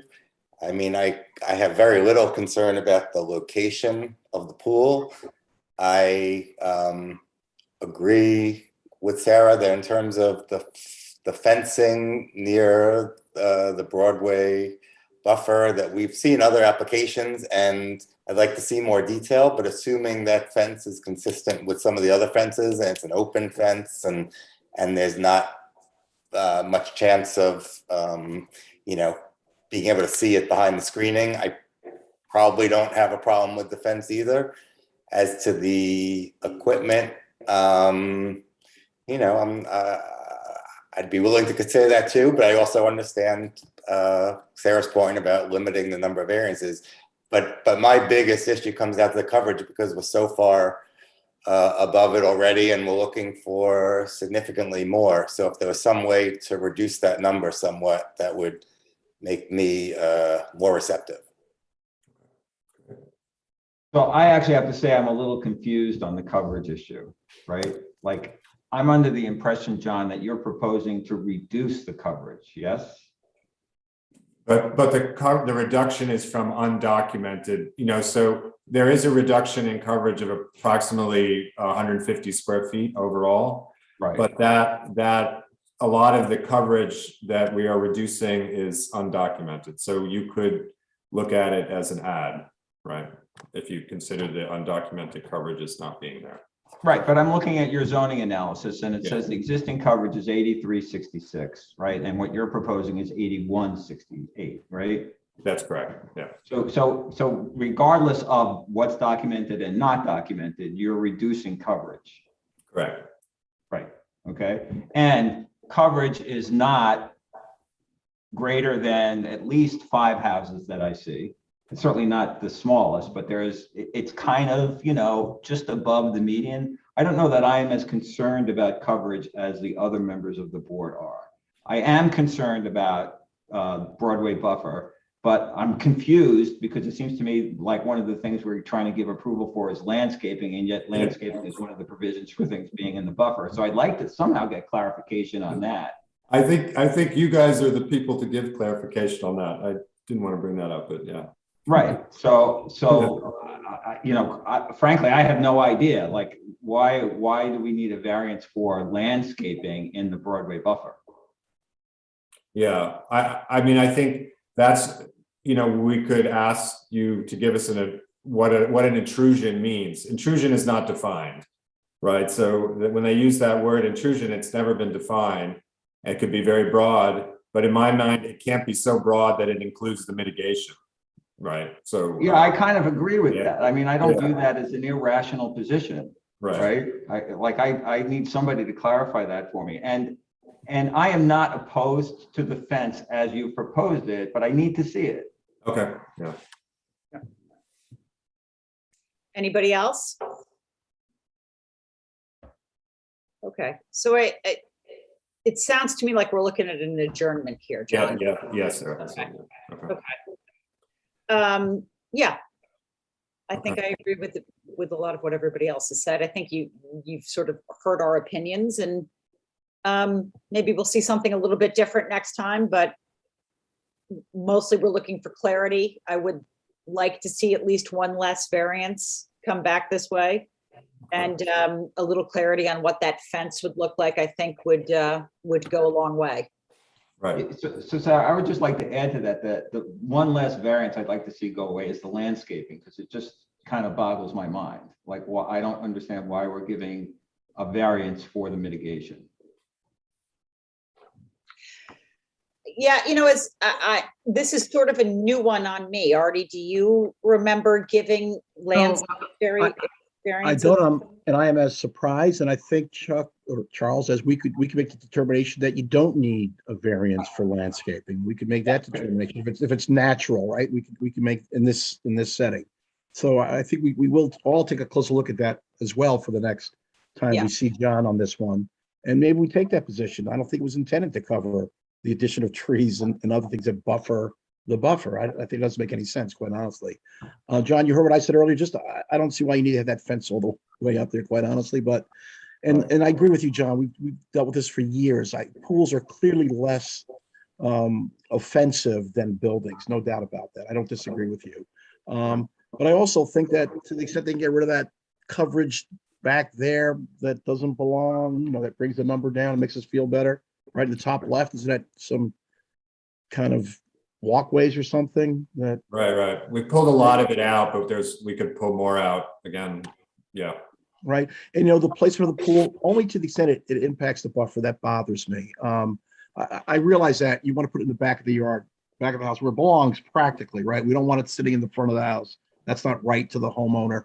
So, but just mitigate that buffer. That really bugs me, quite honestly, because the statute and the intent is to protect it. Really is to protect it. I don't care if other people, in my opinion, if others have done things that we shouldn't just continue that wrongful conduct. It should be open and green and beautiful. Right. Okay, so I think what we'll do is, based on this discussion, I'm going to give you more detail on the fence on that side. We're going to look at the coverage with my client, see what else we can do there, and then discuss the pool equipment location. And we'll come back to you, not next month, but the following month. Okay. John, do these plans tell us what the mitigation, what you're planting? They do. Okay, I'll find it then. Yeah, it is. It's just, I don't know why I won't let me scroll right now, but it's just. Right. Okay. Does it show pictures, John, for us? Does it show the pictures of the plants and what you're talking about? We can add that. Yeah. Or I guess we can look it up on the internet. So it's Yeah, I mean, it's not. if it says a tree, we'll figure it's a green Yeah. tree. Yeah. It's mostly native evergreen tree and that's more persuasive than some nasty invasive tree. No Right. palm trees, John, no palm trees. Right. Well, if climate keeps going this way, we can plant bananas soon. So That's that'll- true, or rubber trees. Yeah. All right. Thank you, guys. Okay, Thank you, John. All right. Are you done for tonight? Is he done? I'm done, I think. Okay. All right. Happy Thanksgiving. Perry Lopez, 23 Hudson Avenue.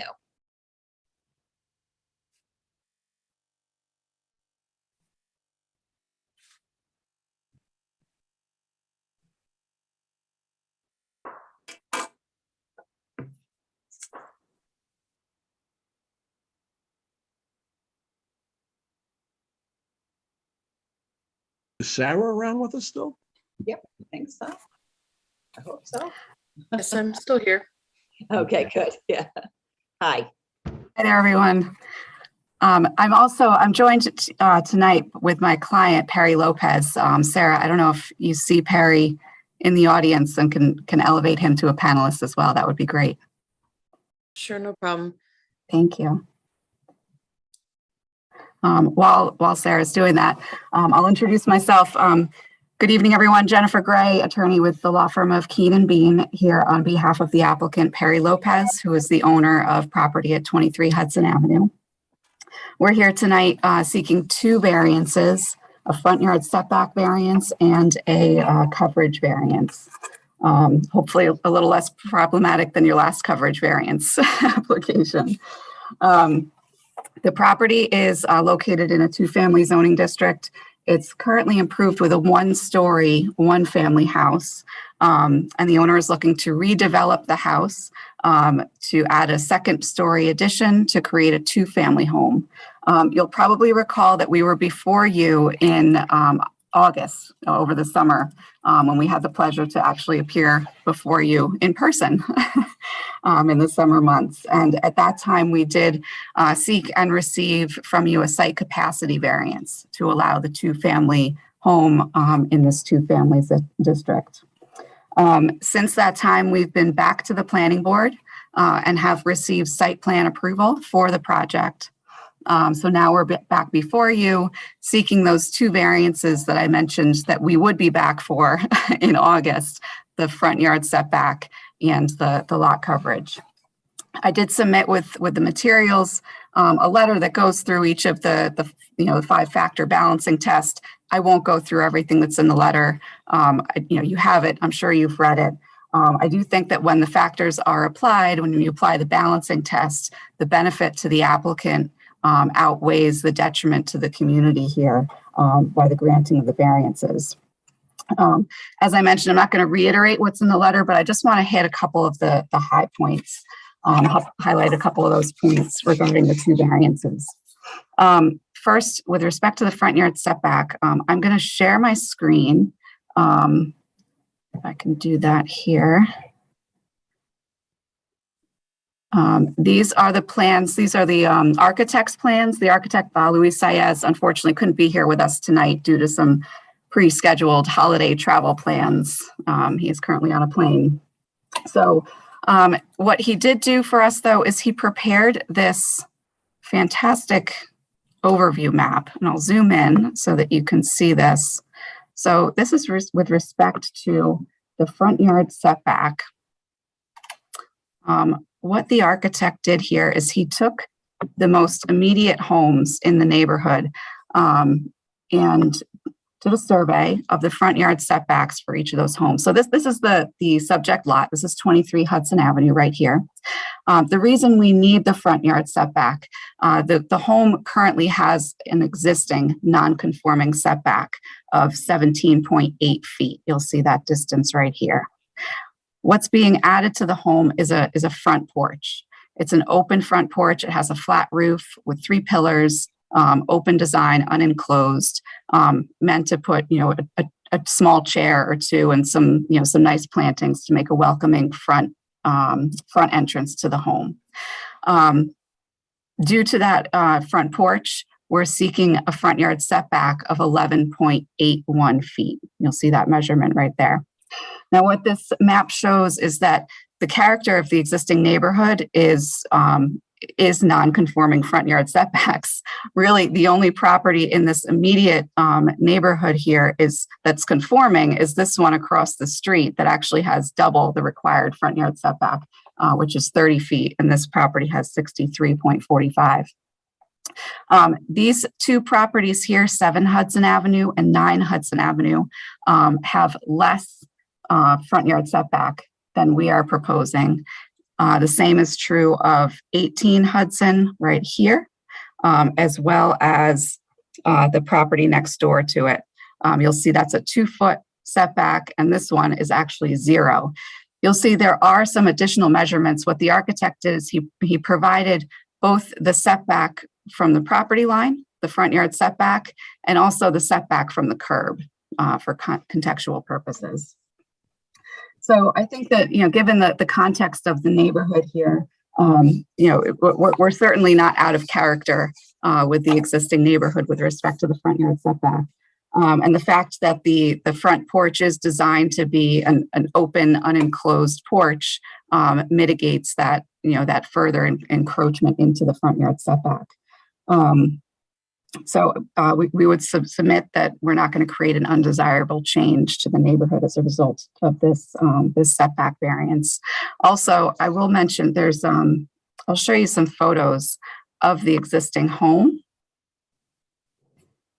And before I do that, I'm just going to also show you, these are a couple of the photos of the houses that are shown in this map, showing the front yard setback calculations.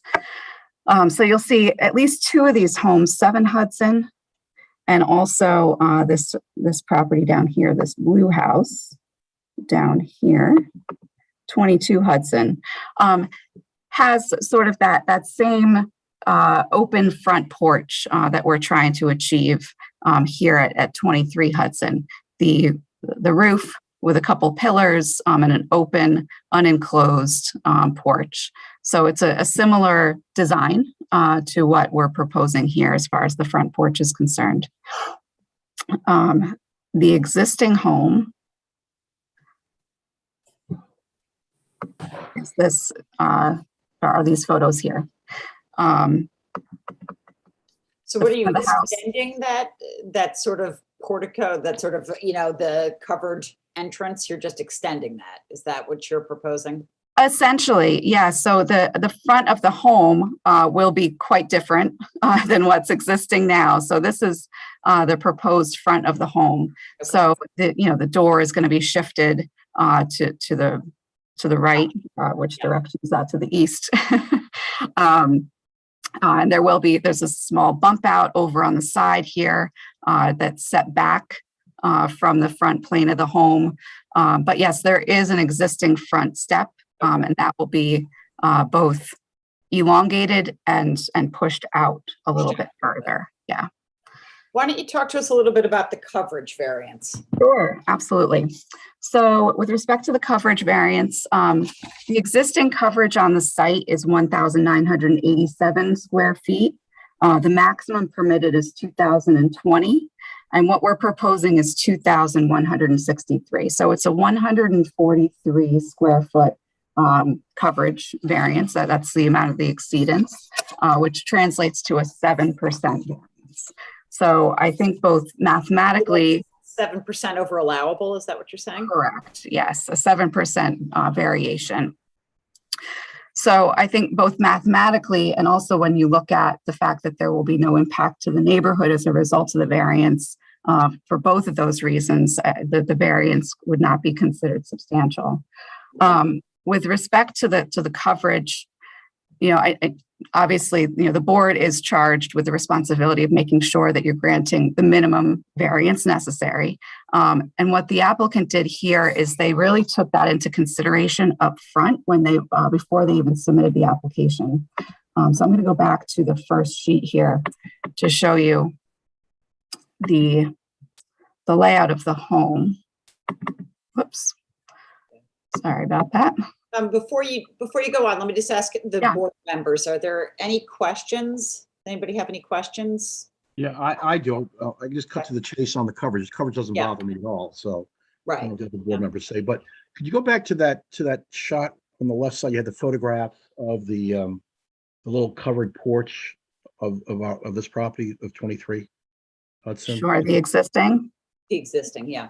Yeah, there you go. So the second photograph. Yep. Now with that little coverage, that portico is whatever you want to call it, you're going past that? Are you coming out? That's going to extend further into the front yard, I believe. How much right? how much further are you going? Let me see. Sorry, I'm just looking at so the current setback is 17.8 feet. So and what we're proposing is 11.81 feet. So you're at 17 now with those two columns, basically. Do you think? That's my understanding. It's a little hard to tell from the plan here, and I apologize to the architect, but the architect could be able to answer this question. Oh, we understand that. I apologize he couldn't be here. It sounds like if that's true, you're saying you want to go another 6 feet or so, right, into the setback. And Yeah, closer so to the street. Right. So the porch is approximately 6 feet in width. That's being proposed, which would be located right here. And I probably have a side elevation to show you as well. So it's 6 feet at its widest. Here we go. Down here, you can see there's the pillar, the roof. It's 6 feet at its widest, but when you measure from the back edge of the pillar to the front edge of the home, it comes out to be about 3 or 4 feet, which is, a good size to fit a chair and a table that someone might want to put on a front porch. So again, looking at the old picture, Yeah. so I'm going to guess that's like 3 feet off the front door, maybe. I'm just taking a guess. So are you going another 3 feet or another 6 feet or just another foot or Right. something different? That's what I'm not understanding. Yeah, I agree with you, Artie. Well, according to the previous architectural rendering, which showed the setbacks for all of the houses, they're going from 17.8 feet to 11.81 feet, right? So it's it's 6 feet over where they are now. Right, and the 17 foot is not to the house, but rather to the column. It should be, I would think. Right, so they are going to come out 6 feet. I would think that's right. Can you go back to that other sketches Charles was just referring to? We had the street scene with the measurements on the various of the. Yep. Where you were saying. That's the one. Right. Oh, there we go. So if you look to the left, you're less invasive, but if you look to the right, you're not so good. Right. Yeah. Right.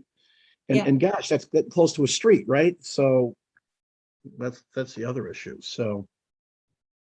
Right, but again, not inconsistent with the existing character of the neighborhood. So we pointed out 4 of the 10 homes that are surveyed here. That's for the houses to the left, but not to the houses to the right, right? So no, so the house directly across the street has a 2 foot. Looking at the building line, you're ignoring the 3 houses that are all 30 foot or more, right? 1, 2, 3, 4, 5, right? Those 5 houses are Right, so that's measured to the curb from the front lot line. It's 23.6, so that's still non-conforming. Sure, more than, they have a larger front yard setback than what we're proposing. By 6 feet, obviously. right? Well, like twice as much, actually. Yeah. Right. Yeah. So I have again, to say coverage, I don't think is much of an issue. I think a 7% increase is pretty modest. But I am a little bothered by that crowding the street like that. particularly looking at the streetscape, if you're coming, from Hudson going up the screen, also now you get hit with a sooner house that's blocking your view with closer to the curb, closer to the street. Whereas we would hope that in the future we push these houses further back from the street, not closer. And even looking down that next house down, they have 12.2 from the curb. I mean, that's more than you're proposing. Right, by a couple inches. But it's only a couple inches, but I mean, it's not a lot of space between, not a lot of space between there and the curb. It's, and obviously it's more. And that home as well, that home has has an open front porch as well, in that front yard area. So, of the 10 properties, I'll mention again, of the 10 properties that were noted here, 4 of them did have front yard setbacks that are less than what we're proposing. So again, it is consistent with the neighborhood, especially when what we're proposing is not an enclosed, visually intrusive structure. It's open. It's, you can, see clearly through it. It has the roof with the Show us pillars. that picture again of the other houses that have the, So Yeah, Sarah, sure, absolutely. before she does that, though, the comparison between, 15 and 23, while they're suggesting that 23 move closer to the property line than 15, it's still going to be further from the curb.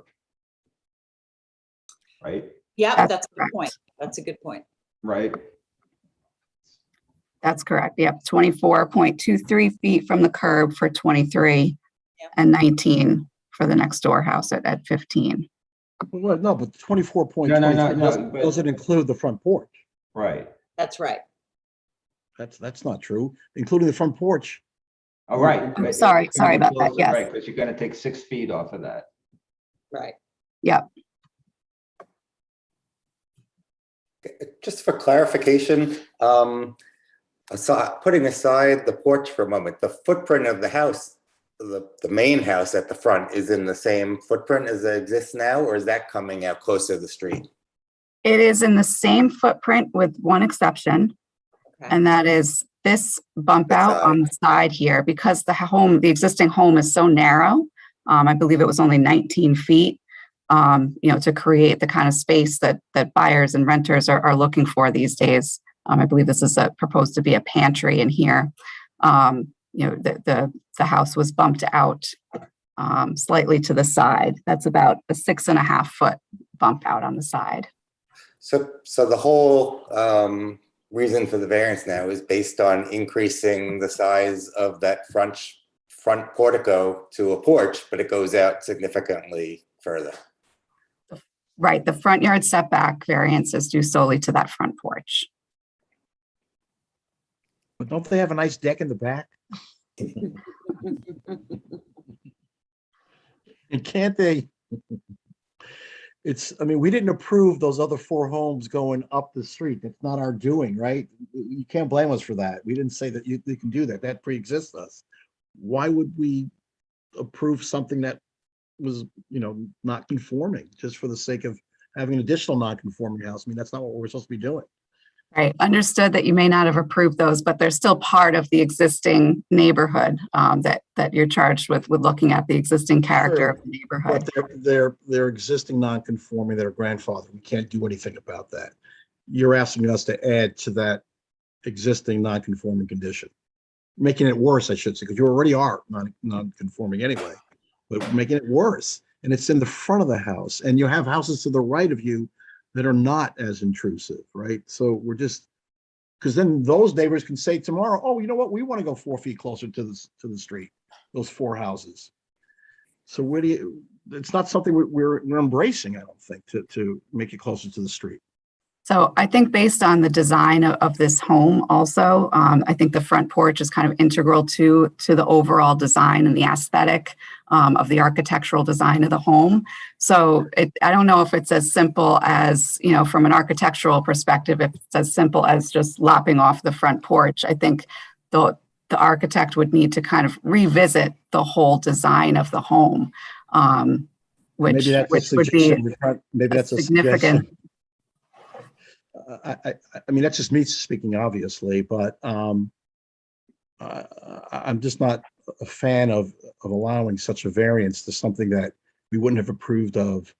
And it's only for the aesthetics, as you say. And who knows, maybe he should have considered before he designed it and said, oof, that might be a problem. I mean, that's not our fault. So it was something that was part of the plans when we were back before the board in August. Granted, we were not seeking the front yard setback or the coverage variance at that time because the planning board specifically directed that we not do it at that time.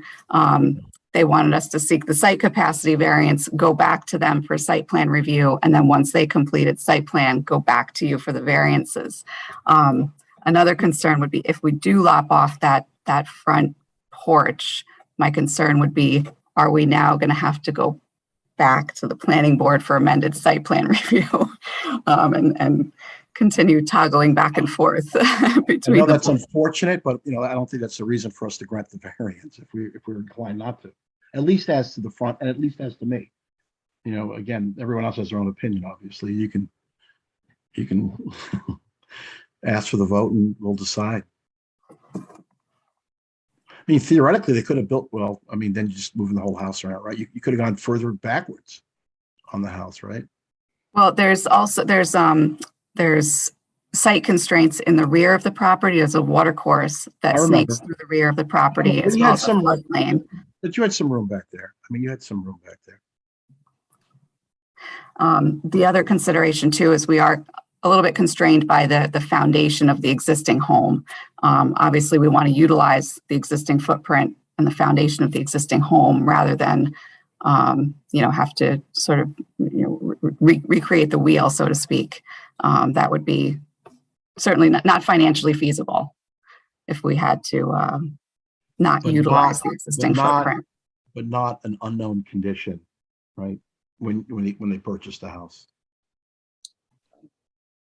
Does anybody else on the board have any feelings on this? I mean, am I correct, I think, in first saying that probably coverage is not a big concern? Does anybody else have any concerns about coverage?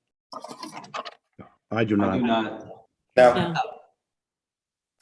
What about the front, encroaching into the front yard? Any thoughts on that? You've heard me speak. I'm not with Arthur on this. I am actually not bothered by it. I think that it is consistent with the character of the neighborhood. It would be a yes vote for me. Anybody else have any thoughts? I mean, Okay. I guess I would just say that somehow the existing home has a small front porch that looks to could accommodate a couple of chairs. I mean, it seems like we're maybe going further out towards the curb than we need to, if it's really purely for aesthetics and putting a couple of chairs. So I would certainly prefer, I'd be willing to give some leeway, but I'd prefer it to be a little less. Yeah, I'm just not understanding why it does have to come 6 feet off of the existing, if you're not building out any more that way, right? You're not building more into that area. Is that right? So Sarah, I actually think the drawings are confusing, right? Because the 17.8, yes, 17 feet 8 inches seems to be to the front of the house, not to the existing porch, right? And it looks like they're knocking out the existing porch and then putting in a 6-foot porch. I mean, that's what the drawings look like. So the fact that the architect isn't here to explain this is a problem as far as I'm concerned. yeah. Okay. Yeah, that's what I guess that's exactly my question, which is, are you knocking off that and then going 6 feet out? Or are you starting at the edge of that step and going 6 feet out? If you're knocking it off and going 6 feet out, even if that's a little farther out, that's not as much of a problem for me. But if you're starting at the step as it exists right now and going another 6 feet, I think that's more of a concern. Yeah, my understanding is that it's removing what's there now, removing that slab that's there now. And the 6 feet, 6 foot porch that you see now would cover that existing slab. So it's not extending 6 feet further from the existing front porch. It would include that existing front porch. For the reasons that the other zoning board member Right, I mentioned, mean, that's based on reading the plans here. right. Looking at the plans, that's what it looks like. Exactly. So you're saying that the porch that you're going to construct is going to be no closer to the curb than what's there now? We don't Without a know. measurement, Right. yeah, without a We don't measurement know of that what existing that front takes up, porch, right? they can't confirm that. We need I'm the sorry. architect here, right? Yeah. Because I think I would be less troubled if all you're doing is widening a pre-existing non-conforming condition, right? I would be less Right. troubled with that. And even if it's a few inches or something, even a foot more, it wouldn't bother me, but it's the 6 feet that is the problem. Right. And Assuming it is 6 feet, right? right, exactly. But we're not sure what we're looking at. Or at least I'm not sure what I'm looking at. I should speak for myself. Can you go back? Can I see the diagram that has the street? Because is there some curvature of the street? Is that partly why the measurement is? No, not really. No. No, yeah. That's a pretty straight edge there. Yep, it sure is.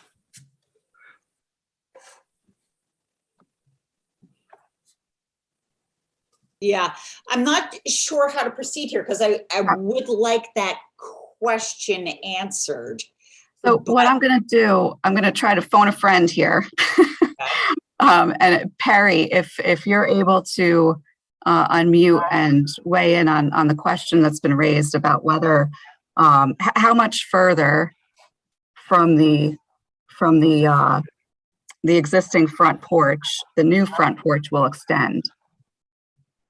Do you have the answer to that question?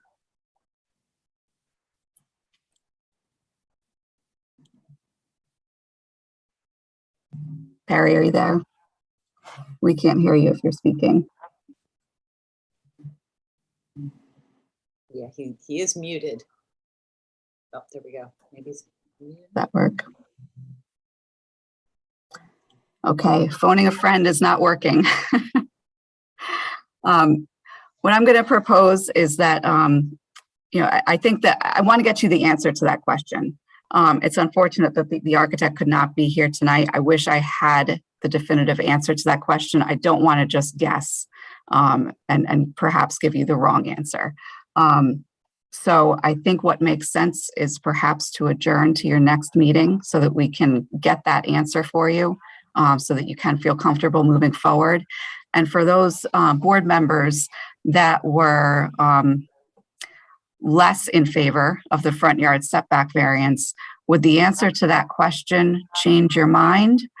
Or would you, if it were only another foot or two extended from the existing front porch, does that change your perspective? It does for me. It does for me. Yeah. I have to see it. I don't want to mislead you, Jennifer, but I can tell you if it is no closer than what's existing, I would approve it. Got it. Okay. Helpful. So let me ask you this, because we're gonna be, we've never done that. I was just saying, do you approve it subject to verification that blah, blah, blah? Or just wait to 6? That's probably dangerous to do it that way. Yeah. I think we have to see it in 60 days. I may have an answer for you. I have a text that says the architect says it's 2 feet. Okay. Which further. from the drawing 2 feet is what further. it kind of looks. So it's 2 Yeah. feet farther from the existing stoop. That's correct. That's All correct. right. Well, look, that's an answer. There you So, go. So what is it now? Is the open porch 8 feet? No. We're going No, from no. 4 to 6. so Is it's that- going from a 4-foot stoop to a 6-foot, essentially. Okay. Unless anybody else has any other questions, then I feel like I can make a motion on this and everybody can vote how they're going to vote.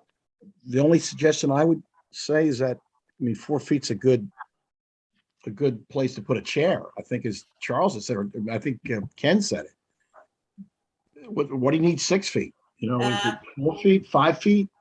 That looked a little tight for a chair for me, to be honest with you. Okay. So I'm gonna make a motion. I'm gonna make a motion to approve. I think it's a very modest ask on the coverage. I think an extra 2 feet does not upset me like an extra 6 would. It's closer to the street, but it's not entirely out of character with the neighborhood. And 2 feet is pretty modest as well. So I'm gonna make a motion to approve. Do I have a second? I second that. Great. And we'll vote from the bottom. Rosie, Yes, no, I approve. Vote to approve. Ken, Yes. Judd, Yes. Charlie, Yes. Artie. No. Okay, I vote yes. So you are approved and I will send you a letter next week. Perfect. Thank you very much, everybody. Thank Happy you. Thanksgiving. You too. Thank you. Okay, the next one I'd like to actually take out of order. I'd like to take Robert and Lisa Bittencourt first, and then we'll circle back to Ardsley Country Club.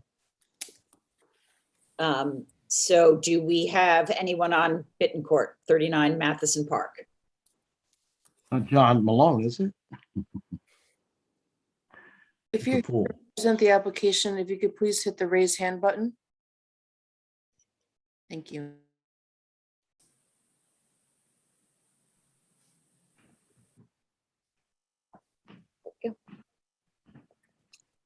Hello. Good evening. My name is Noelle Wilson from the law firm of Hockerman, Tortorella, and Wexstein, and we are counsel to Robert and Lisa Bittencourt, the owners of 39 Matheson Park. Robert Cardell, the project architect, is also on the call. I'm not sure if he'll need to weigh in, but maybe we can promote him to a panelist if we need to consult with him. So this is an application, actually another application for a variance from section 22459A. That's to permit a pool to be closer to a street line than the rear line of the building. This property is on, actually, maybe I will just share my screen before I start so you can see the location. Let's see here. Let's see. Okay, so this is a Google Earth image of the property. The property is on Matheson Park, about 1,000 feet from its intersection with North Broadway, which is up here. It's situated on a curve of Matheson Park such that it has frontage along 3 sides on Matheson Park. It's approximately 3.8 acres in area. It has an existing single-family residence and a pool currently. The pool is in this northern part of the property in a regulated village wetland buffer. And the applicants have an application pending before the planning board to demolish the existing residence and replace it with a new residence, and to remove the pool and to locate the pool, further to the south, kind of tucked behind the new residence. So here is the proposed site plan, and you can see the proposed new residence here and the pool being located from this area to right behind the residence. Let's see. Oh, so the only variance you need is it's because it's on this oddly shaped lot. Is that what I'm gathering? that's correct, because it's on this oddly shaped lot, and we have the frontage on the 3 sides. So even though it's behind the house, it will be, closer to the street line of Matheson Park, to kind of the southwest and then to the west on both sides. So it's But about it's- 100. Yeah, it's very It's not in far. the setback. It's No. not a coverage issue. Correct. It's merely just moving it, but because it's an oddly shaped lot, it's going to be closer to the street than the back of the house. That's correct, because the house doesn't go behind the pool. Obviously it can't in 3 locations. Does anyone have any questions on this? This seems pretty straightforward to me, so I think I'm going to make a motion to approve. Do I have a second? I'll second it. Great. Okay, so we'll start with you, Artie. Yes. Charlie, Yes. Judd, Yes. Ken? Yes. Rosie? Yes. All righty, you are approved. I'll send you a letter next Great, week. thank you very much. Great, thank you. Okay, the last one we have before us is Ardsley Country Club, and I know a bunch of people are members and therefore not able to hear. So who can hear this case? I can. That's what I thought. So anybody who can't hear it is at this very late hour more than welcome to leave. And Rosie, I can even take the notes on this one so you can go Thank you. as well. And I will send those over to you. Great. And Sarah, I'm not recused because I'm a member. I'm recused because I bought her. Because you have bought the property. Yep.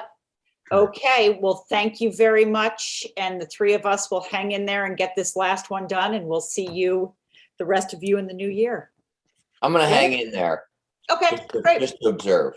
Sure. Okay, Absolutely. So I'm do we have gonna anybody, leave. do we have anybody from Ardsley Country Club? Yes, we do. Excellent.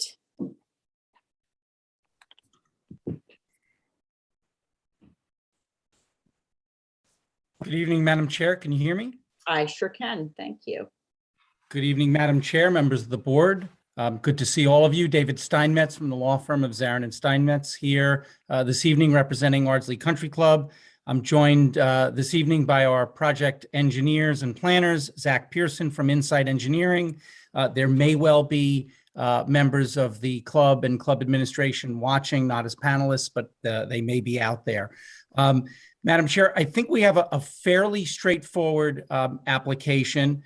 As we indicated in the cover letter, I was literally just brought in by the club, I guess maybe last week, to assist Insight. So I attempted to get up to speed as quickly as possible. We did indicate in our cover letter, in effect, my apologies for not submitting a letter of principal points from our firm to your board. We literally didn't have the opportunity to get it in by the deadline, but we thought we could present this evening as it is fairly straightforward. The application relates to two new proposed paddle tennis courts and the effective replacement of the halfway house. The results of these improvements trigger a slight increase in the coverage for the club, which is already in excess of the 3.5% required in the recreational zone. And it also, as a way, based upon the methodology that Mr. Marin implemented in measuring height, it triggered a height variance. I want to start with the height variance first. Personally, I felt that Ed's analysis of the two paddle tennis courts was unusual, and we indicated that very quickly in our letter to you and in our application form. The two paddle tennis courts are two independent structures.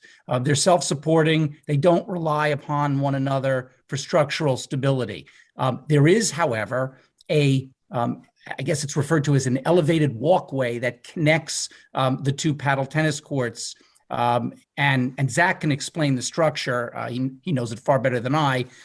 I thought it was unusual that the building department would consider the two courts to be one structure, even though they're at two different elevations, and there's no interdependence on one another. They just happen to have a walkway that people can utilize to get from one to the other. So I frame that for you simply because I actually think you could issue an interpretation that it's not one structure, that each of the paddle tennis courts stands on its own. It is a structure under your code. It satisfies the building height requirement, and no height variance is necessary. I felt duty bound to put that in front of you because I don't think least variance necessary. No variance is necessary in my opinion. But in the event that the board does not wish to interpret the code in that fashion, it is our position that the benefit to the applicant weighed against the detriment to the community and the surrounding area as a result of the two paddle tennis courts being built correctly and having a nice, safe connection.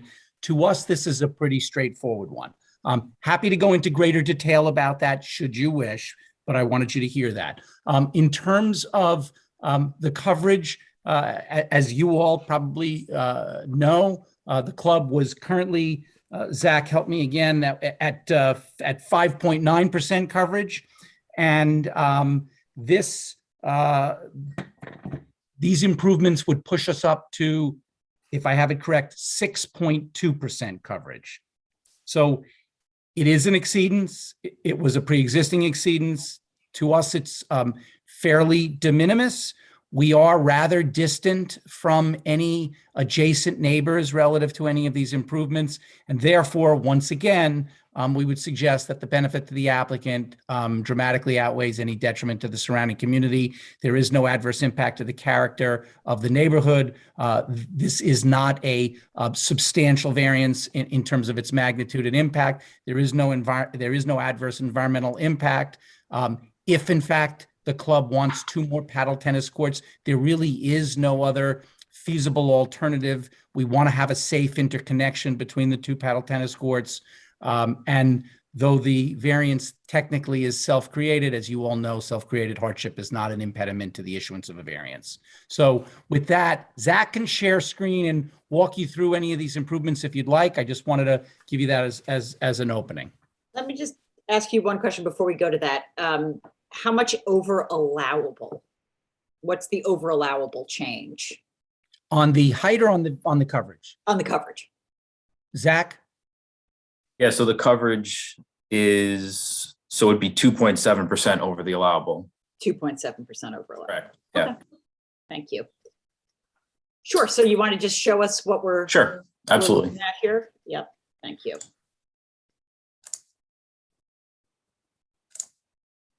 Everybody see my screen? Yes. Yep. Okay, great. So I'm going to zoom in here just on the paddle tennis courts. As you can see here, these are the 3 existing, the lighter hatched are the 3 existing paddle tennis courts.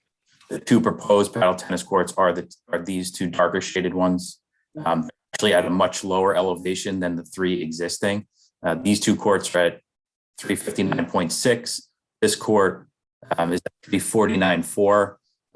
There is an existing walkway now that, if you can follow my cursor here with the hand, there's an existing walkway that comes down and enters the court from this side. And what we're looking to do is to have one access path that connects these 2 courts. You come down the steps, you get to this court, you come down again, and you're able to access the 2 new courts from that. So we don't, these are elevated decking walkways. They don't physically hit grade. But as you can see, the lowest point existing grade at this court is elevation 321. And based on the building inspector's determination, as this being of them all being connected as one structure, this upper court is at 359.6. So it's 38.6 feet total. So that's kind of the height there. So, we did look at potentially getting a landing, and it's just the situation of the 3 existing courts and being able to connect them doesn't really allow us to get to existing grade and come back up.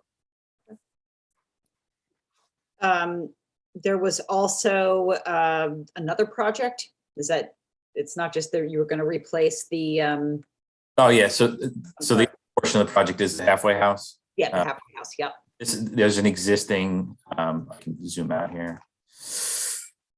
This is the existing condition. As you can see here, there's a cart path. This is central to the, zoom up. So here's the halfway house here, located at the 10th hole.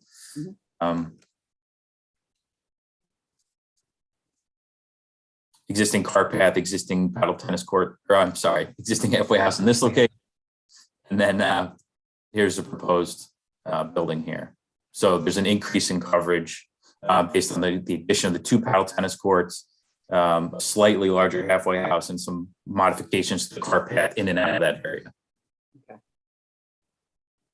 And Zach, just for the benefit of the board members that may not be familiar, the location of the halfway house, because they may be more familiar with the paddle tennis courts, which I think one might see when you're coming in and out of the club, but the halfway house, you have to be on the course, if I recall. Yes. Yep. It's down here. It's in the, it's 240 feet from the eastern property line. I mentioned that, Madam Chair, just so that you and the board are aware. You really have to be in the field of play and on the golf course in order to really see the change and see the halfway house. Well, they are visible from the paddle courts. Yeah, I saw it from the parking lot today. Yeah, you can see it from up top. Right. Any questions? Does anybody have, Charlie, Ken, any questions? Well, I'm just not sure what it is we're voting on, right? Like, then nobody's made a motion yet, so I guess that's fair. Like, do we have to decide the issue of whether it's one structure or separate structures? Or I mean, from my point of view, I don't think we do. I mean, Right. we can. I don't find it particularly necessary. I don't think the height, from what I've seen, is a problem. I think it's lower than the other courts. I think, you know, that's not overly troubling to me. We do, I'm just letting you all know this, we need to be unanimous on this. There can't be one no vote. It doesn't pass otherwise, because there's only 3 of us that are able to hear it. So. And I appreciate, Madam Chair, I appreciate from a procedural standpoint, I appreciate you saying that. I was going to get to that before you all possibly started to make motions. So out of an abundance of caution and in light of the tall trees decision and the fact that a 2 vote would technically be a no vote, I did not know there were going to be recusals. So I would ask for the courtesy, if the board would, of a straw poll vote before you actually have a formal vote, just so we know we don't walk into a problem if that's the case. Sarah, if I may, I know I'm Yes. talking now as a member of the public, not as a board member, as I've recused myself. Yep. But as you could see, we can see the halfway house from our home. We're just to the right of it. Pauline Okay. Semetis is my wife. So we're the second home up, not that one, up a little bit there, not that one, the next one, there you go, the second one up. Yeah, yeah. So do you have an artist's rendition about what this thing's gonna look like? And is it gonna be any taller, what's it gonna be made of? What's it gonna look like? Any idea? It's one story. Let me see if I can pull up. Is it gonna be good looking? Is it gonna be good looking, Zach? Okay. It's gonna be nicer than the one that's there now. It's Zach, I'm having a cocktail in my backyard. Is it gonna look nice? It's gonna look nicer than the one that's there now. How about that? Well, that's not saying much though, Zach. Let me see here. Artie, the real question is whether the food is going to be any better. That's the important We're question. not a member anymore, but I can still. All right, sneak there in you for- go. I can still sneak in for a hamburger though. I'll use Sarah. I'll use Judd's membership number. Let's see here.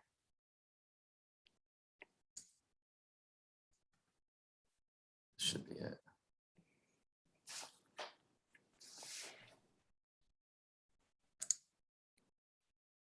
So you can zoom in on that. That's kind of like an artist rendering. Gotcha. Where is the main house now? Is it behind it, meaning to the right of it? So is that? So this would, I believe the front would be facing Me? this way. You would be seeing your house, you'd be seeing this side. So let me just, that's not really going to give you much. Yeah, that'll give you an idea of what you're looking at. You're going to be seeing like the side, you'll see this side of it. Oh, that's outrageous. Zach, it looks fine. Thank you very much. You're welcome. Good night. Thank you, Artie. Okay. All right. Bye-bye.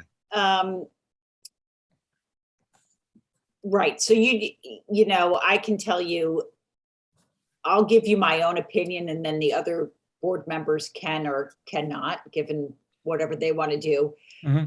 I don't see a huge problem with this application. I don't think that the height issue is going to be a big problem on the paddle courts. I just don't think it's going to be obtrusive to anybody. And it's a modest coverage ask from my point of view. So those are my thoughts. Would anybody you. else feel like they want to give their thoughts? I mean, you're walking down to the new paddle courts, right? They're Yeah. down the hill, right? Yeah. It's not like we're increasing the elevation of the courts Right. 1 and 2, right? Yeah, so I'm a yes on this stuff. I have no problem with the coverage issue, and I don't think I have any problem with the height, but I'm still confused as to the distinction between treating them as one structure or more than one and how that affects the height. Maybe we could just explain it one more time. So I'm happy, Madam Chair, to withdraw my suggestion on the interpretation if it makes it easier for the board. But Ken, what I was saying is, to me, this is not one structure, and I think a very straightforward analysis is that these are different structures and should not be treated as one structure for height purposes.